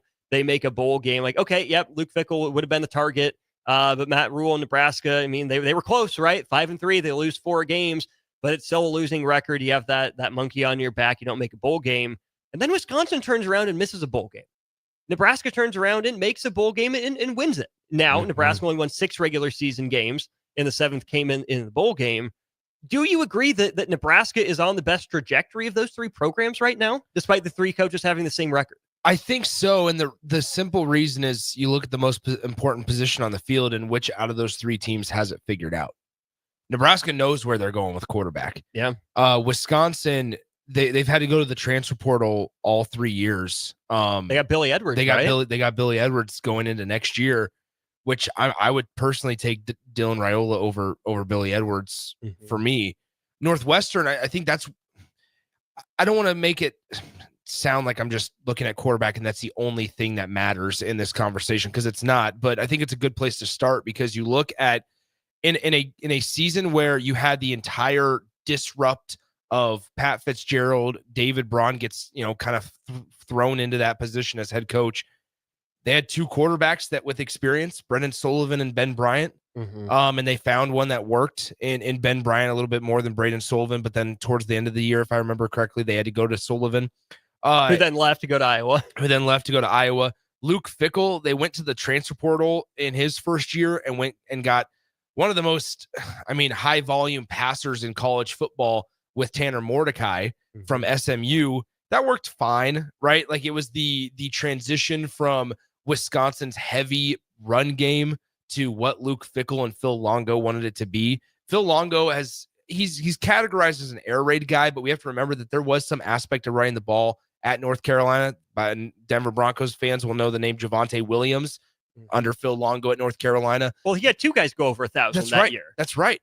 And so then on top of that, though, they tried to do that again this year, got a little bit more maybe of an attractive quarterback out of the portal in Tyler Van Dyke, and he gets hurt against Alabama early in the season. And so I struggle to buy into maybe that Wisconsin's heading in the wrong direction. It just feels stagnant, stuck in neutral. That's what that's how I would categorize Wisconsin right now specifically. Northwestern, I would say, moving back, which it's going to be a key couple of years for them because they're building that new facility. They built the new practice facility a couple of years ago. They're going to have a new stadium here in a couple of seasons. Would you rather be Northwestern right now or Purdue right now? Northwestern with David Braun and new stadium on the way, or Purdue hiring Barry Odom? Oh, man. Because Ryan Walters was on this list. I think I would rather be David Braun. And the reason why I think Purdue is so difficult to win, and now with Indiana stepping up in that state as well, I think there's more pressure. Purdue, I just think it's so, the farther we get away and removed from what Louisville coach Jeff Brom, thank you, who gets an A- from yes. CBS Sports. The farther we were removed from Jeff Brom's tenure at Purdue, the more I am impressed I am with his tenure at Purdue. I don't know if I recognized it in the moment what he was able to do in West Lafayette. Is he Purdue's Dave Van Horn? I know Dave Van Horn did more winning at Nebraska, I was gonna say, but that's a heck of a comparison. He left for the alma mater, turned it down once. That's the only place he was going to go. Maybe Van Horn had more higher level success. I would say if there's national success at Louisville, yes, but same concept. I would agree with that. I just think that when you look at Luke Fickell, I think what's so up in the air right now is you're going to be instilling a new offensive coordinator. Are you going to want in this? And I know this is kind of where we're going with this conversation, but like, are you going to want to look back in 2026 and Luke Fickell is still your head coach, and let's say they switch their offensive identity again back to what it was when Luke Fickell got there? Well, how are you going to view 23 and 24? Wasted? Is that really what an athletic department is going to want? Is Chris McIntosh going to want that as the athletic director? I wouldn't. No. Does Luke Fickell even, is he able to make it to 2026? I don't know. Can you imagine asking yourself that question 2 years ago? That's crazy. Well, I never knew what to expect. I wasn't going to say that Luke Fickell would be a failure, and I don't categorize him as a failure here at Wisconsin, but I think when you look at Cincinnati was such a weird spot, not to mention they had a pretty good defensive coordinator on their staff who just played for the national championship at Cincinnati. While Cincinnati made the playoff, it's not like they put a great showing on. They did not. Like, that was a great Bama team. It was, but like I think we need to separate the Cincinnati. They made the playoff. Would they have made the playoff if it wasn't for UCF the year before? See, I believe they did, because I brought that up with Evan Bland on Wednesday talking about Husker baseball, right? Cincinnati is a non-traditional football power. Nebraska really has some more, resonance in the national baseball scene than Cincinnati football does. But as I look at Nebraska baseball this year, Nick, I kind of view it as what Cincinnati did in that 2-year run. They set the table with a really good year, got in the national conscience. And because they had their run the year before and then followed it up, it felt like you couldn't keep them out. It was 2 years of body of work. 2 years of body of work. I agree. So yes, UCF definitely helped. Boise before them helped. Yeah. But I think Cincy did that on its own. It played a tough enough schedule, took advantage of the breaks that it got. What year would that have been? 21? They made the 2021 playoff, I believe. Okay. I just want to look up their schedule. 2020. I just want to look up their schedule. One of the two of them. It was the 2020 season, 21 playoff, I think. Yeah. Yeah. Excuse me. Okay, so because I know Indiana was on their schedule that year. That was their quote unquote marquee game. Holy cow. What if I told you I had no idea about this? Their offensive coordinator played in the national championship game this year. Mike Denbrock. Oh, no way. Mike Denbrock was the offensive coordinator for Cincinnati in the 2021 season. Marcus Freeman says, come on over. Yeah, right. Yeah. Wow. Luke Fickell in his 5th year. So they were 13-1. Finished because they beat Memphis 4th. in the American? They did. I need to find their schedule here. Here we go. They beat Houston in the AAC championship game. They beat Houston 35-20. They won at 9th ranked Notre Dame early in the season. Okay. Cincinnati did. Okay. They won in South Bend. They were number 7. Cincinnati was number 7. Notre Dame was 9th, and they won 24-13 in week 4. And so that was one that was big. Then they are able to knock off UCF 56-21. They beat teams like Tulane, Tulsa, South Florida, SMU, East Carolina, all before playing Houston in the AAC championship game. So that year, the next teams out, Notre Dame head-to-head loss to Cincinnati, Ohio State, Baylor, Ole Miss, Oklahoma State, Michigan State. Think about that. How quickly things change. Utah hit BYU, Oregon, Iowa, Oklahoma. Can you say the ones that are right after Cincinnati? So it was Bama, Michigan, Georgia, Cincy, 1, 2, 3, 4. Yep. Notre Dame, Ohio State. Which, and I think a big part of why Notre Dame was potentially left out, well, granted. Head-to-head. Yeah, the head-to-head piece. But then on top of that was the year before, they got blown out in the playoff. That's right. So there was, I think that's where I go back to things work out in Cincinnati's favor, because if Notre Dame would have put on a show in the playoff the year before, maybe not so, maybe the head-to-head, yeah, sure, it matters. But that was a Notre Dame team that then they beat 18th. They beat a ranked Wisconsin team. They beat a ranked North Carolina team. They beat a ranked USC team that season. So they had the resume. Was that Wisconsin game at Lambeau? They won at Florida State. No, it was at Soldier Field. That's what it was. I knew it was Soldier Field. Okay. Yeah. So I mean, they had the resume, I suppose, but the head-to-head piece, and I would imagine getting blown out as the 4 seed the year before did Notre Dame no favors, and it actually did favors for Cincinnati. Absolutely. 2366 says, don't forget, Nebraska was supposed to play Cincinnati in 2020. That's right. People forget. Yeah, I just wonder, and the reason I bring that up, I'm not trying to discredit Luke Fickell and that playoff appearance, but what I mean by that is I wonder if that Cincinnati team was that good, or if they got helped out with a little bit of a weaker schedule. They played 2 ranked teams. One of them was Houston in the AAC championship match. The other one was a Notre Dame team on the road. Was it Desmond Ridder, Sauce Gardner, those 2 guys kind of leading the having enough name and enough power, weight to have the national conversation in year 2 and then follow it up? Or were they actually good? Did Luke Fickell coach them well enough to get there? I don't know what the answer is. I'm leaning towards that being the reason, though, the more we see his tenure at Wisconsin play out. Because what he did at Ohio State, now granted, it's not Ohio State of current day, right? They kind of went through some lulls when he was the interim. But what he did in a short time at Ohio State and then how he does now, it doesn't look great. Which, let's wrap up this segment with this question then, Nick. Back 5-6 years ago, it was always, if a coach hasn't won by year 3, that's kind of it for him, right? Because we saw a lot of coaches by year 3 or even in year 3 win a national title or at least be in contention for it. Is 3 years still kind of the magic number where you know what a coach is or isn't? Or has that changed in this era of college football? Is it fair to say, or I mean, as I answer a question with a question, what if it changes in the next couple of years? I think as college football evolves and what you're able to do through revenue sharing and NIL, I think that question or that answer changes. And if anything, the runway becomes shorter and not longer. More NFL style coaching changes. Is that what you see on the horizon?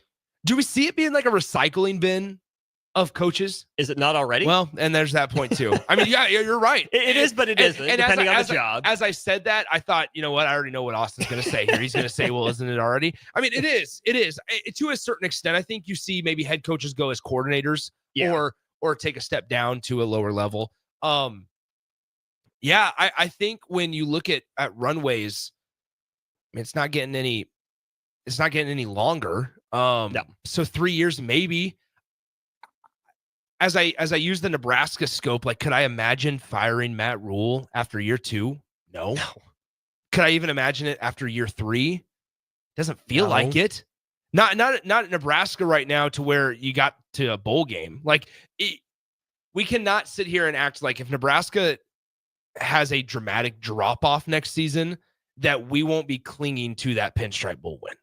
Oh, without a doubt. Like, it's going to be, well, yes. hey, hold on now. Before we make any rash decisions, we learned last time with Bo Pelini, don't do it. This guy got us to a bowl game. Like, that's and won it. And won a bowl game. That's a postseason win. Yeah, right. All those extra practice, like, it's going to be like, so for the minds of Husker fans, I hope that Nebraska does take a dramatic step in the right direction next year. And I think a big piece of that will be the changes that Matt Rule made by the end of the year. Agree. Who was it here? It was, Gorilla Bear on the text line said, fair grade. Rule also failed to address his biggest issues until too late in the season, but he did what the last two coaches couldn't and won his bowl game. So, hey, look at that. Already citing the bowl game win. And this is where they're not the same guy, but it is the same athletic department. Are we already into Matt Rule 2.0 at Nebraska? It took Fred Hoiberg 3.5 years to get there. Is Dana Holgorsen and John Butler the coordinator combo? Is that Matt Rule 2.0? So is this year one of the quote unquote new Matt Rule? I mean, he would say he's the same person. He's the same guy. He's consistent. I get all of that. But I think about the changes that Fred Hoiberg took his program through. So I would say, there's the 3 years of Fred 1.0, the 3 years of Fred 2.0. Did Matt Rule see 1.5 years of this isn't working, make the change, bring in Dana Holgorsen, John Butler's guys hanging his hat on, then on the defensive side of the ball? Is it fair to say that we've already turned a page in the Matt Rule book for Nebraska, and he's already on the second stage? I find that fascinating. I don't ever know how do I say this? I don't know how to like draw the line in the sand. Hoiberg with Fred, it's easy because the identity shifted. Like, it was a clear, this is what we wanted to do. I think with football, this is why I'm hesitant to say yes to that. Because we haven't seen it yet. Well, we haven't seen it, number one. Number two is, I think they're doing everything that they were trying to do under Marcus Satterfield. It just didn't work. Fair. Like, I think there's something to be said about like complementary. And if Marcus Satterfield, not to try, as I'm trying to make light of the situation, if like screen passes would work, what else would that open up for the offense? Like, or if certain designs would work under Satterfield as offensive coordinator, what does that open up the rest, across the field for other guys? I don't know. There's always going to be guys that are unhappy with playing time. There's always going to be fans who believe this guy should be playing more than this guy. And that's fine. That's part of the competition. That's part of just being a passionate fan base. But with Fred, I think you saw the clear identity shift. I don't know how much of an identity shift they're going to need on defense. I think they just need to get better. Like, they need to do what they've been doing, just better. And that's not, I know that's not like knock it out of the park analysis there, but I truly think like Dylan Raiola's just got to be better. And whether that's a change in Byron, the hog farmer, says it feels like a new regime almost. And maybe because Tony White was so well liked in the fan base, and it feels like there's been so many changes, right? You've had coaches that have had to leave because of off the field stuff. You've had coaches that have had to, move on because it just got stale. Whatever the case may be,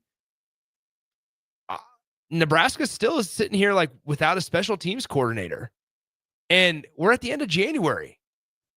And I'm sure there's a plan But the longer that this goes on, the more uneasy I think you feel. Mm-hmm.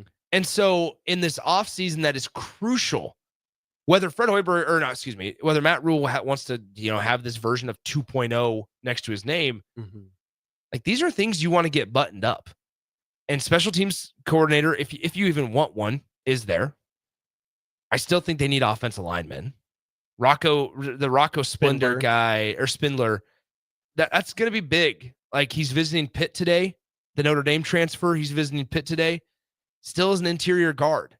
Like if you want to move, and I'm branching off here, unfortunately, but like I look at this offensive line going forward next year, and if you want to move Elijah Pritchett over to left side, that's fine. I just hope it works out. Like, because Nebraska unfortunately struck out on a couple of guys in this cycle, and they weren't able to identify a tackle that they could go get, and they missed out.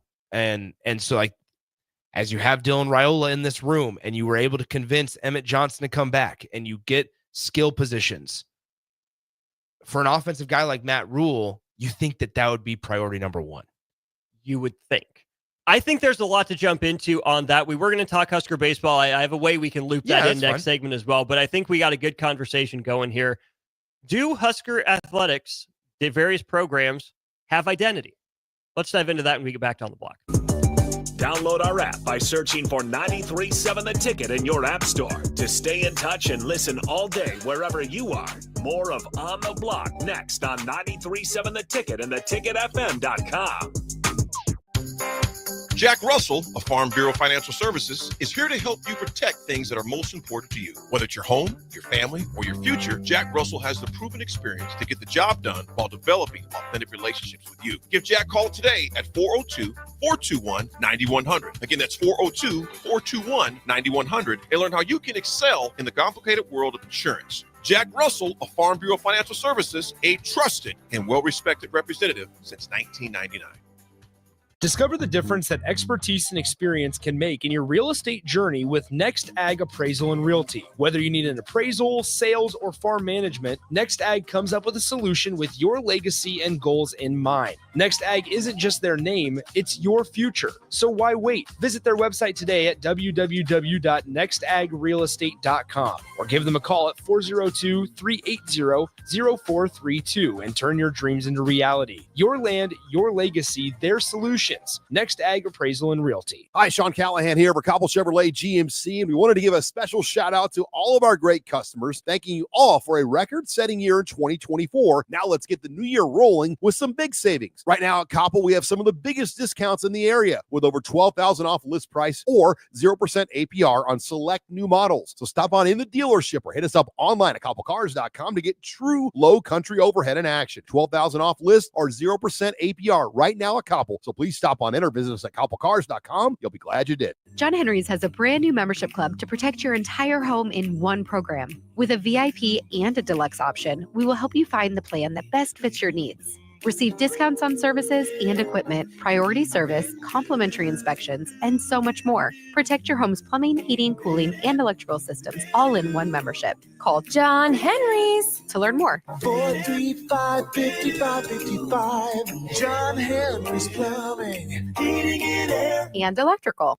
Looking for a financial partner that truly makes a difference? Modern Woodman is a member-owned fraternal financial services organization. We can help you plan for all stages of life, from protection to saving to retirement. We also offer member benefits, social activities, and volunteer opportunities to help your family and community. I'm Sean Erickson, your Modern Woodman representative in Lincoln. Call me at 402-483-6515 to start the conversation. Modern Woodman of America, touching lives, securing futures. Garage doors can break down or quit working at the worst times. At Doors Plus, they understand that a broken garage sometimes means repair and not replace. Sometimes, all you need to make your door like new again is a few bolts, realignment, or even a new balance. Trust the pros at Doors Plus to handle your garage door repair the right way so you can get on with your busy schedule. Visit them online at doorsplusllc.com or give them a call at 402-590-5800. Raising little ones is a big job, and you do your best to give them a good start every day. That means making sure they're well cared for while you're apart. You work hard, but it's not always easy to make ends meet. There may be help. Find out if you qualify for Nebraska's Child Care Tax Credit for working parents. You could be eligible for a credit of up to $2,000 per child on your next tax return. Learn more at nebraskachildcaretaxcredit.org. Brought to you by First 5 Nebraska and Nebraska Children and Families Foundation and aired by the Nebraska Broadcasters Association and this station. At Planet Fitness, we're declaring it. This is the year of getting stronger. And future stronger you can get started now by saving $28 or more when you join today. You in? We have all the best-in-class equipment you could ever need to keep stepping it up. And you can work out your way on your time at any convenient location near you. Most open 24 hours. So let's do this. Join Planet Fitness today and save $28 or more. Just $1 down, $15 a month, cancel anytime. Deal ends January 31st. See Home Club for details. I'm softball player Jordy Ball, and I'm proud of my Nebraska roots, and I'm proud to be back home. And at Midwest Bank, they're proud to be your local community bank. They believe in family first, taking initiative, showing integrity, and rolling up their sleeves to support their local communities. They treat everyone like family, no matter where you're from. Whether you walk into a branch in York, Lincoln, Norfolk, or Pierce, you know you're going to be welcomed with a smile. Your community, your bank, Midwest Bank. When you need a new water heater, nothing beats the ProLine family of water heaters from A.O. Smith. ProLine models are built using commercial-grade components, meaning they're built to help you tackle your toughest days. No matter if you need a gas or electric model, A.O. Smith has a ProLine unit for you. A.O. Smith, innovation has a name. Call John Henrys at 402-435-5555 for a great deal on a water heater today. Again, that's 402-435-5555. Hey there, fellas. It's your girl Jordan with Sartor Heyman Jewelry. Let's talk about trading up. Not what you're thinking. You could never trade her in, but you can trade up her stone if you like. Signify the growth of your love, the challenges you have overcome, or any part of your love journey by trading up her diamond. Whether it's been 5 years, 25 years, or 50. Say it with a bling. Big love, big bling. We got you. Until next time, this is Jordan at Sartor Heyman Jewelry. Happy shopping, guys. Now back to On the Block with Strick and Austin on 93.7 The Ticket and theticketfm.com.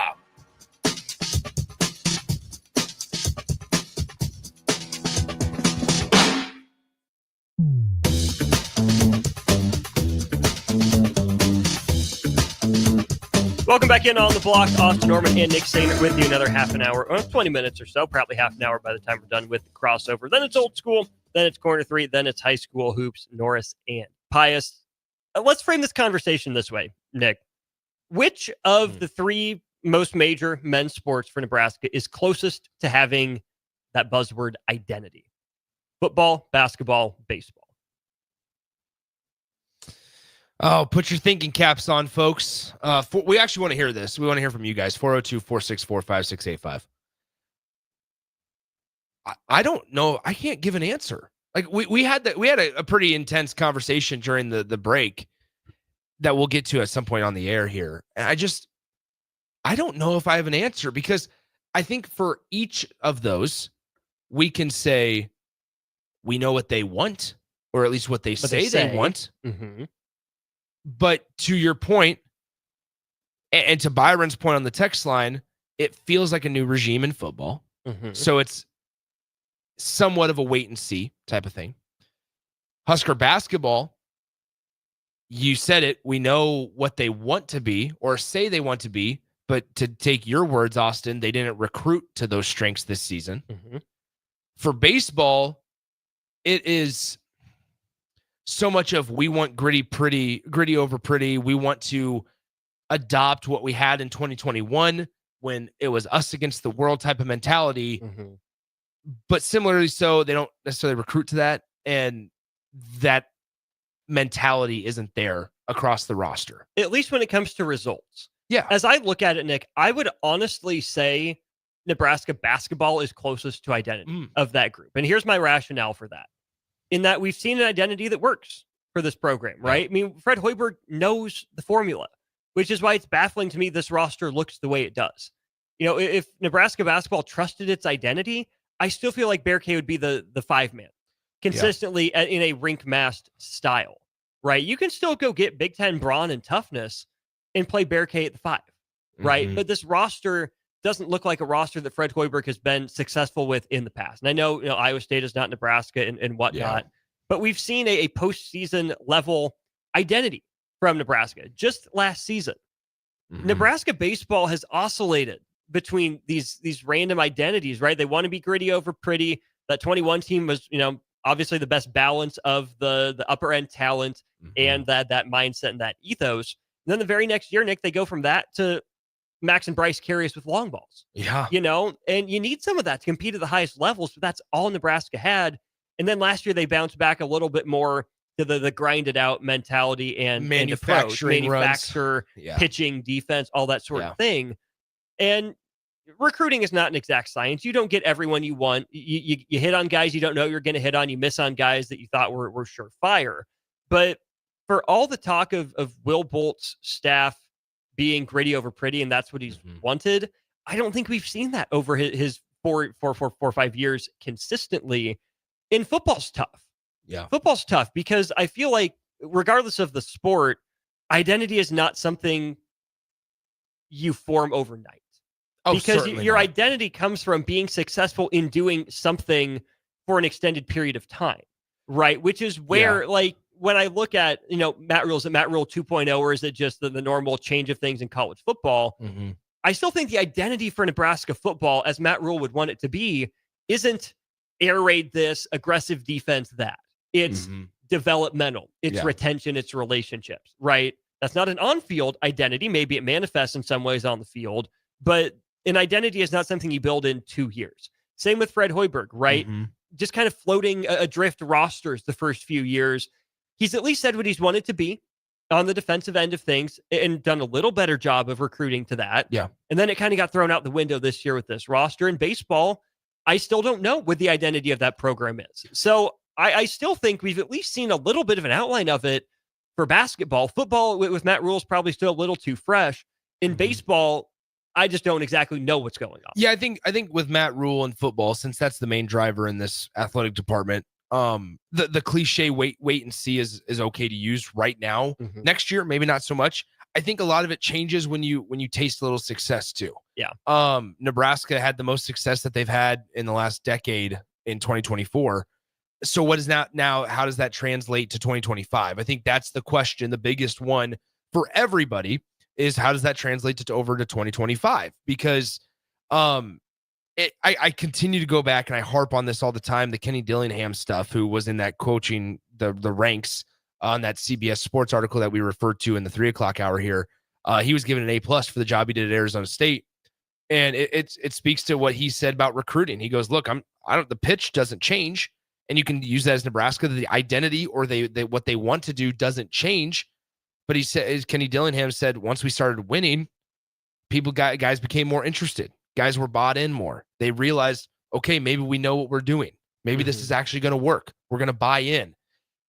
That's, I think, unfortunately, where we are at with college athletics right now, especially in a sport like football, where the transfer portal is so active, where NIL is so bizarre and outrageous right now, is that you are in this, we're going to be interested, if you're a player, we're going to be interested when I know it's working or when I know or see success, not taking a chance on potential success.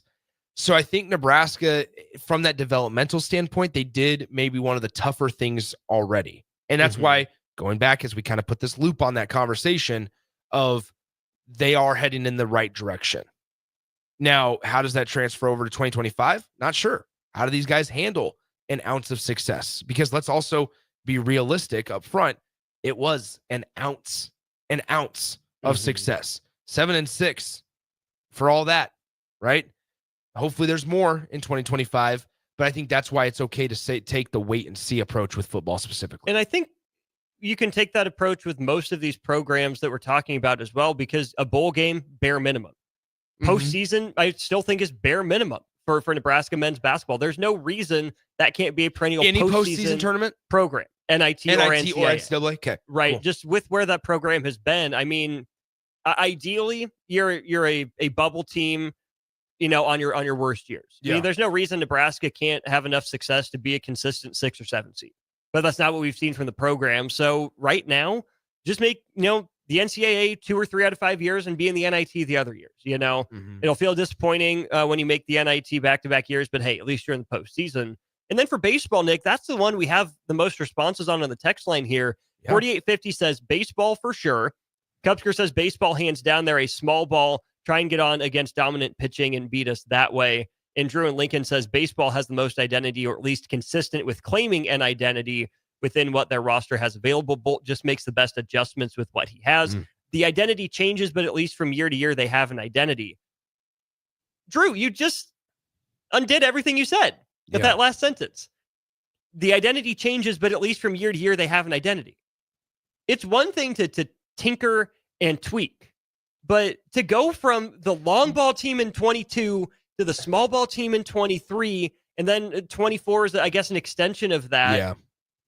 No, there's a difference, I think, between making these adjustments with your roster and becoming something completely new. Yeah. Right. Nebraska went the stars and scrubs approach in 22 with Max and Bryce. There wasn't a whole lot there. If Nebraska has an identity, you have those guys, but you also have guys, at 1, 3, 4, 5, 6, 7, 8, 9, for example, whereas that team was really just Max and Bryce at 1 and 2. Which I get where Drew and Lincoln's coming from, and I think he's onto something.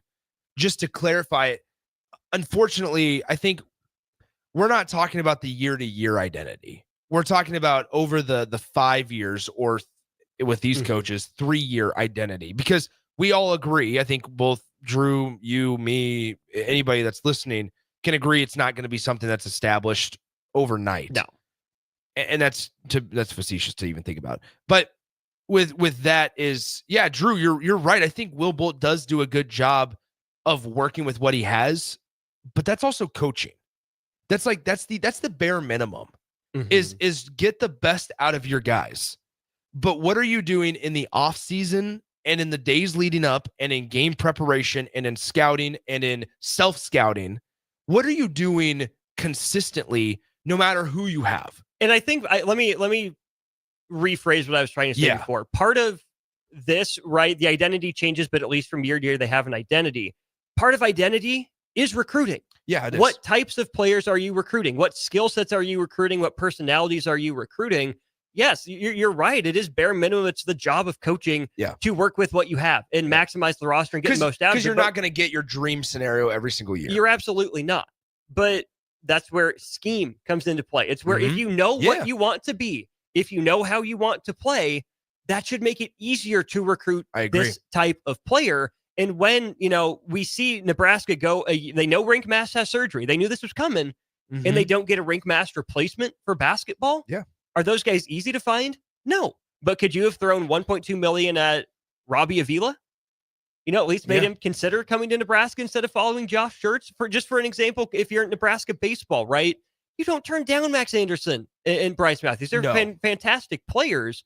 But do you lean into recruiting more of those power guys, or do you go back to getting your JUCO guys, the gritty, not pretty, that have had to earn it? And then for football, who really knows what that looks like? But the biggest piece of identity is knowing what your scheme is and knowing what a good player in your scheme looks like, how you develop them, so you don't have to go year by year, try to adjust to what you have, because you should have a better idea of what you have already. Here's a question. Like, what would a Chucky Hepburn look like in Nebraska basketball's offense? Do we know? And the silence is kind of deafening. Yeah. I'm not saying there's not success. And this is certainly not me saying like, oh, it's a good thing they didn't take it. That's not what I'm getting at here.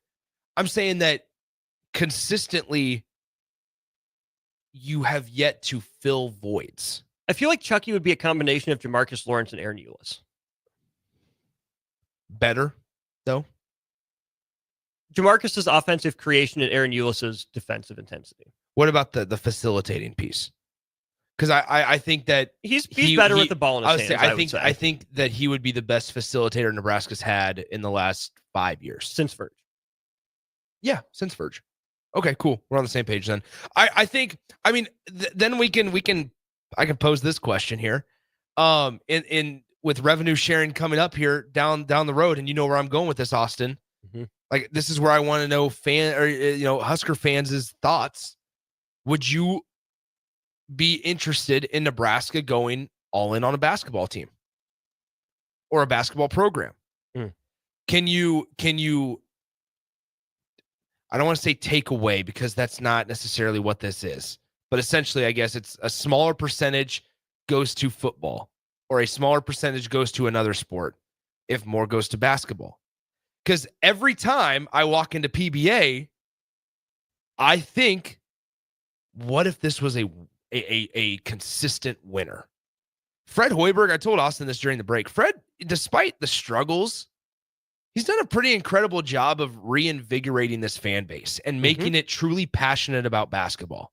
We're talking about him constantly. Nebraska That happened 3 years ago. No, Nebraska basketball fans are passionate about Nebraska hoops right now. Super passionate. Except for bandwagon fan Jake Sorensen, That's who's only right. on when the sun is shining. Roller coaster of a ride. And I'm not saying you're going to win a national championship, but would Husker football, and this is exactly what I said to Austin, so I want to phrase it the exact same way. If you move away a little from Husker football and fully invest in Husker basketball, I'm not saying make Nebraska basketball a basketball school.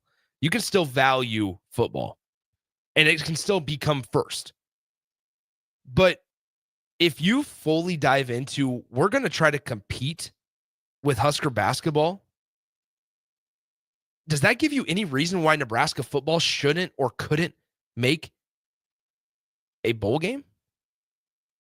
Like, does that, let's just throw a figure out there. An extra $5 million gets dealt for Husker basketball. Or even $3 million in NIL revenue sharing. An extra 3 or up to 3? Up to 3. Whatever it is. Anything. Does that absolutely obliterate Nebraska football's chances at a bowl game? Because I think I'd sit here, in all honesty, Austin, I'd sit here and be like, if that is keeping Nebraska from being a 4-win team or a 7-win team, there's bigger issues. Yeah. There's bigger issues. Now, if it was the conversation of Nebraska's been consistently a 9-10 win team and we need to do something to get them over the hump so that they can be competing for true national championships, then that's a different conversation. But we are so invested in football, and I get it. It's the largest revenue generator. I get it. It's the main driver. And once again, I want to make this very clear that I'm not saying Nebraska switched to being a basketball school. But you have such great facilities for Husker hoops, and you have top-of-the-line, immaculate facilities for Husker football. That thing's not going anywhere. Husker football's not going anywhere. But what if you invested a little bit more in basketball too? Would you be able to consistently compete? I don't know. I think we have some answers to that nationally. Let's take a break. We'll get to it to wrap up the show. Follow Austin Strick and On the Block on Twitter at Austin Orman, eStrick20, and On the Block 93.7. More of On the Block coming up. Garage doors can break down or quit working at the worst times. At Doors Plus, they understand that a broken garage sometimes means repair and not replace. Sometimes, all you need to make your door like new again is a few bolts, realignment, or even a new balance. Trust the pros at Doors Plus to handle your garage door repair the right way so you can get on with your busy schedule. Visit them online at doorsplusllc.com or give them a call at 402-590-5800. Are you a skilled mechanic looking for your next big opportunity? Constructors is hiring. We're looking for experienced mechanics to join our family-owned team. We offer competitive wages, great benefits, brand new service trucks, OEM-level diagnostic software, and career growth opportunities. Positions include lead and A-level mechanics for our shop and multiple field technicians.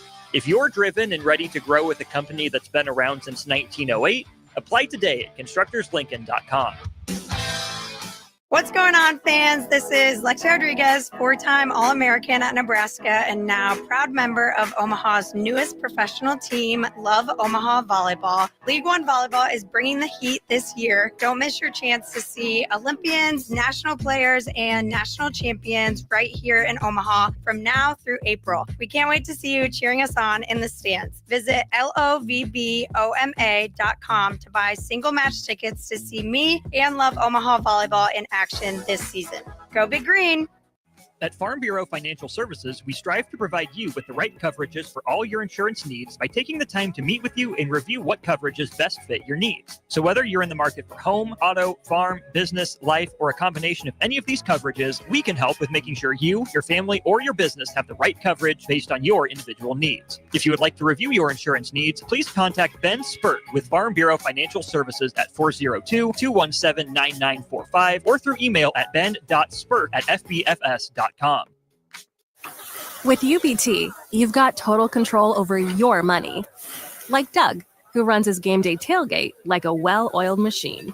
I got burgers, brats, chicken, dogs, plus all the fixins. And with the UBT Go app, I can track my food spending from anywhere. Pro move. They don't call me Grill Sergeant for nothing. No matter your goals, UBT helps you feel good about reaching them. Union Bank and Trust. Member FDIC. When you need a new water heater, nothing beats the ProLine family of water heaters from A.O. Smith. ProLine models are built using commercial-grade components, meaning they're built to help you tackle your toughest days. No matter if you need a gas or electric model, A.O. Smith has a ProLine unit for you. A.O. Smith, innovation has a name. Call John Henrys at 402-435-5555 for a great deal on a water heater today. Again, that's 402-435-5555.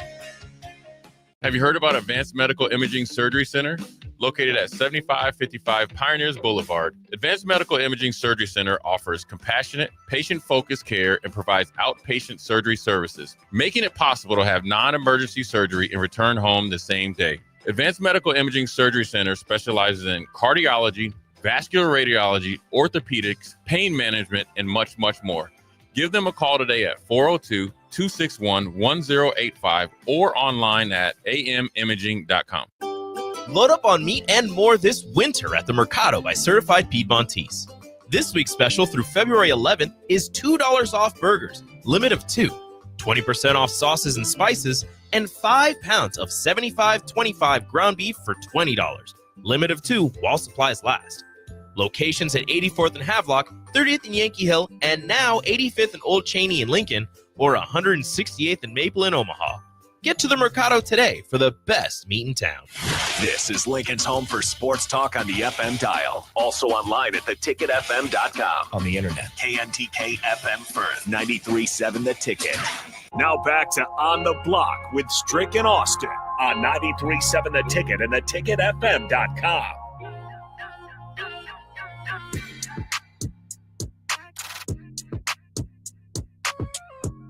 Back one final time here during On the Block. Austin Norman, Nick Sainer with you. Joined by Jay Foreman. What's up, Jay? That's Jay. What up? Nick, we're going to answer your question. I think we have some examples nationally. Mm-hmm. Would it kill Nebraska and its athletic department to invest a little bit more in basketball? No, it would not. You know how I know? Alabama. In the midst of one of the all-time great runs under Nick Saban, guess who pops up? Nate Oates. They invest in basketball, made the Final Four for the first time last year. Look at Auburn. Cam Newton wins a national championship for them.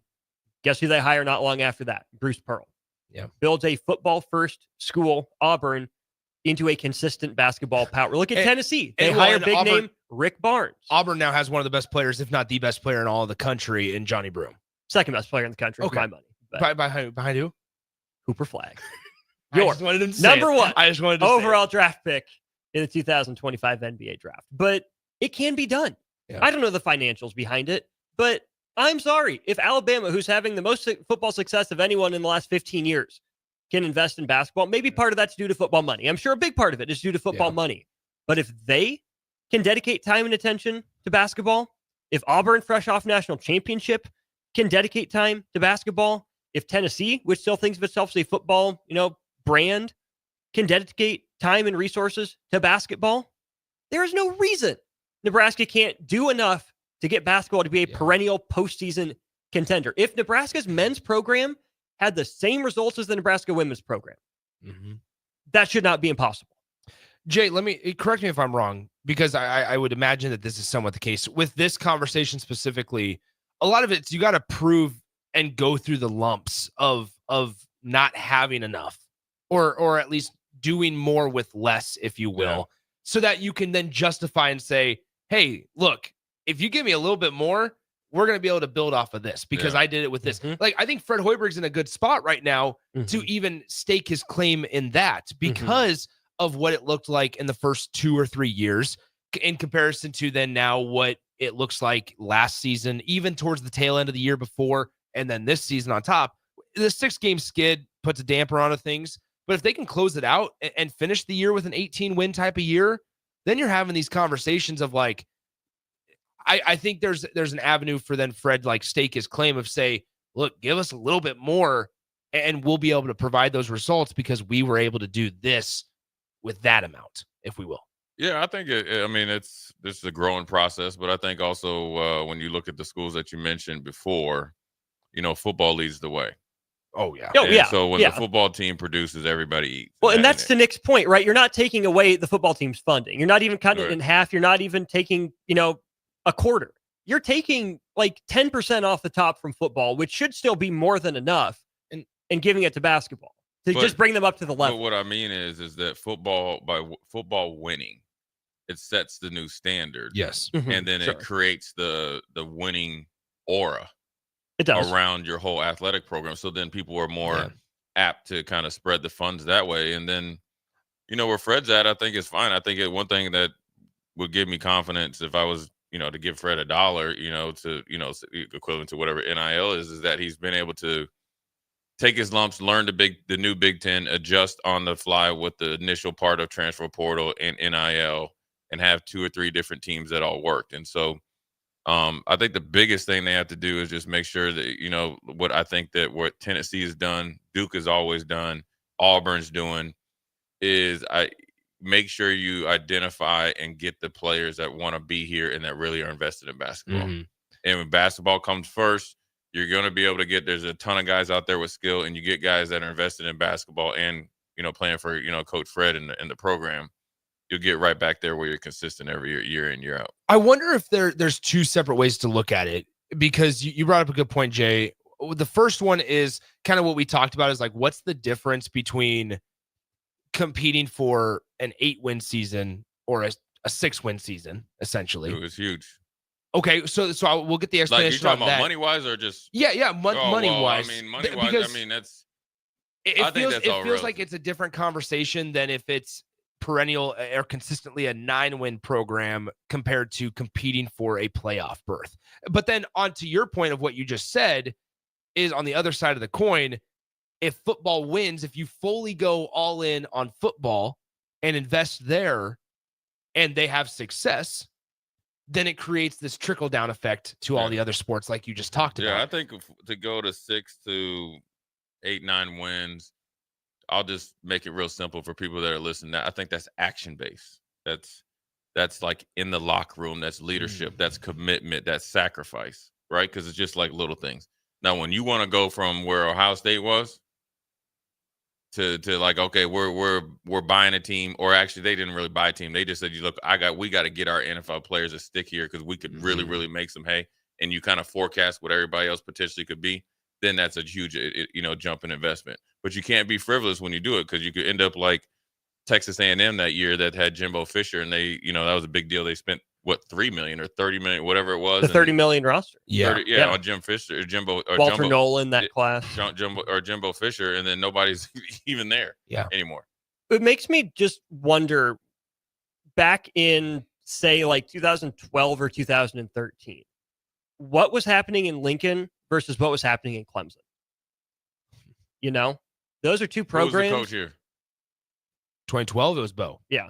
Yeah, it's just a different atmosphere. Yeah, that's what I'm saying. Like, the different atmosphere has to play a part of it. But I wonder what was going on behind the scenes financially, infrastructure-wise, that Clemson did differently than Nebraska. if they invested more or if they just hit on Taj Boyd into Deshaun Watson to Trevor Lawrence, and it's that simple. It could be that simple, but I doubt it's that simple. Clemson built a new football facility, I think in like 2016 it was completed. Yeah. They had the top of the line. It was essentially Nebraska's Go Big project, just the 2016 version down in Clemson. I think a big thing that down there, it was a different type of athlete, and Dabo was able to recruit on a level playing field. He was developing a lot of his players. Nebraska's thing, when Bo was here, he'd have like one or two guys on offense and one or two guys on defense, and everything else was around them, and they would just wreak havoc. Well, when you're out there and you get a little bit of that national title hunt, right, where Clemson got beat up. Dabo Swinney said, we have to change our identity starting in the spring. It started literally the next week. But if it was in this day and time, it would have been a culture change and how they moved in the action base, but then also a big financial commitment. So I think it's just all kind of the holistic culture, and it was two different eras of the program or where each place was at, and worked out for Dabo for a while. And it'd be interesting to see how well he will adapt now that he held serve on the transfer portal. Yeah. Now he's thinking, I can really make hay because I'll be on a level playing field. All right, Nick, one more time. Next time we'll hear from you. It'll be at the Alma Mater. What are we watching for tonight? Yeah, tonight. It's a good one. I'm excited. Jay will join me. Top 5 Class B matchup between Norris, 16-1 overall, and the Lincoln Pius X Thunderbolts. Their 11-7 record from Pius X High School. It's an old Class B rivalry. I mean, this is one that across all sports, it is. There's not good feelings towards each side. Norris 16-1. They're led by Chris Gardner Jr. Jay can tell you all about him. He's really, really good. Pius a little more balanced, but I mean, Norris can certainly shoot it really, really well with the best of them. So 7:30 tip off. We'll have pregame about 7:15 or so from Pius, and Jay and I on the call. There you go. Appreciate you filling in, Nick. Thanks. Fun. I appreciate it as always. Don't go anywhere. We got Old School coming up next. DP and Jay for the next couple hours. Thanks to Nebco for their sponsorship of the show. You can check them out at nebcoinc.com. Thanks to Starter Heyman Jewelers for the text line and the video streams as well. For Jay, for Nick, for Strick, I'm Austin. Don't go anywhere. We got Old School coming up in just a minute.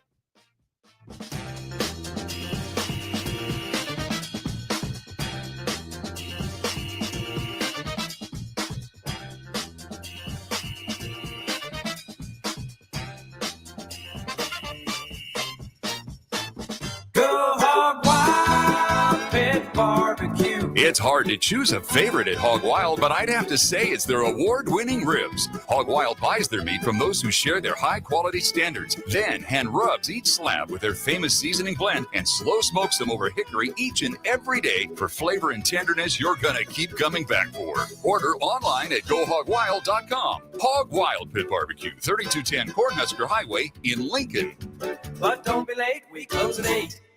At Lincoln Family Chiropractic, they believe everyone deserves to live a pain-free and active life. Lincoln Family Chiropractic specializes in customized care for every patient to promote faster healing, allowing you to get back to an optimal life. Lincoln Family Chiropractic goes beyond chiropractic care. They offer physical therapy, massage therapy, nutritional counseling, and wellness classes. Give Lincoln Family Chiropractic a call today at 402-484-5166. Visit them online at lincolnfamilychiro.com or in person, 1 block south of 70th and A Street in Lincoln. Landmark Implement, your John Deere dealer, invites you to their annual sprayer clinic at the Buffalo County Fairgrounds in Kearney on February 5th and 6th. This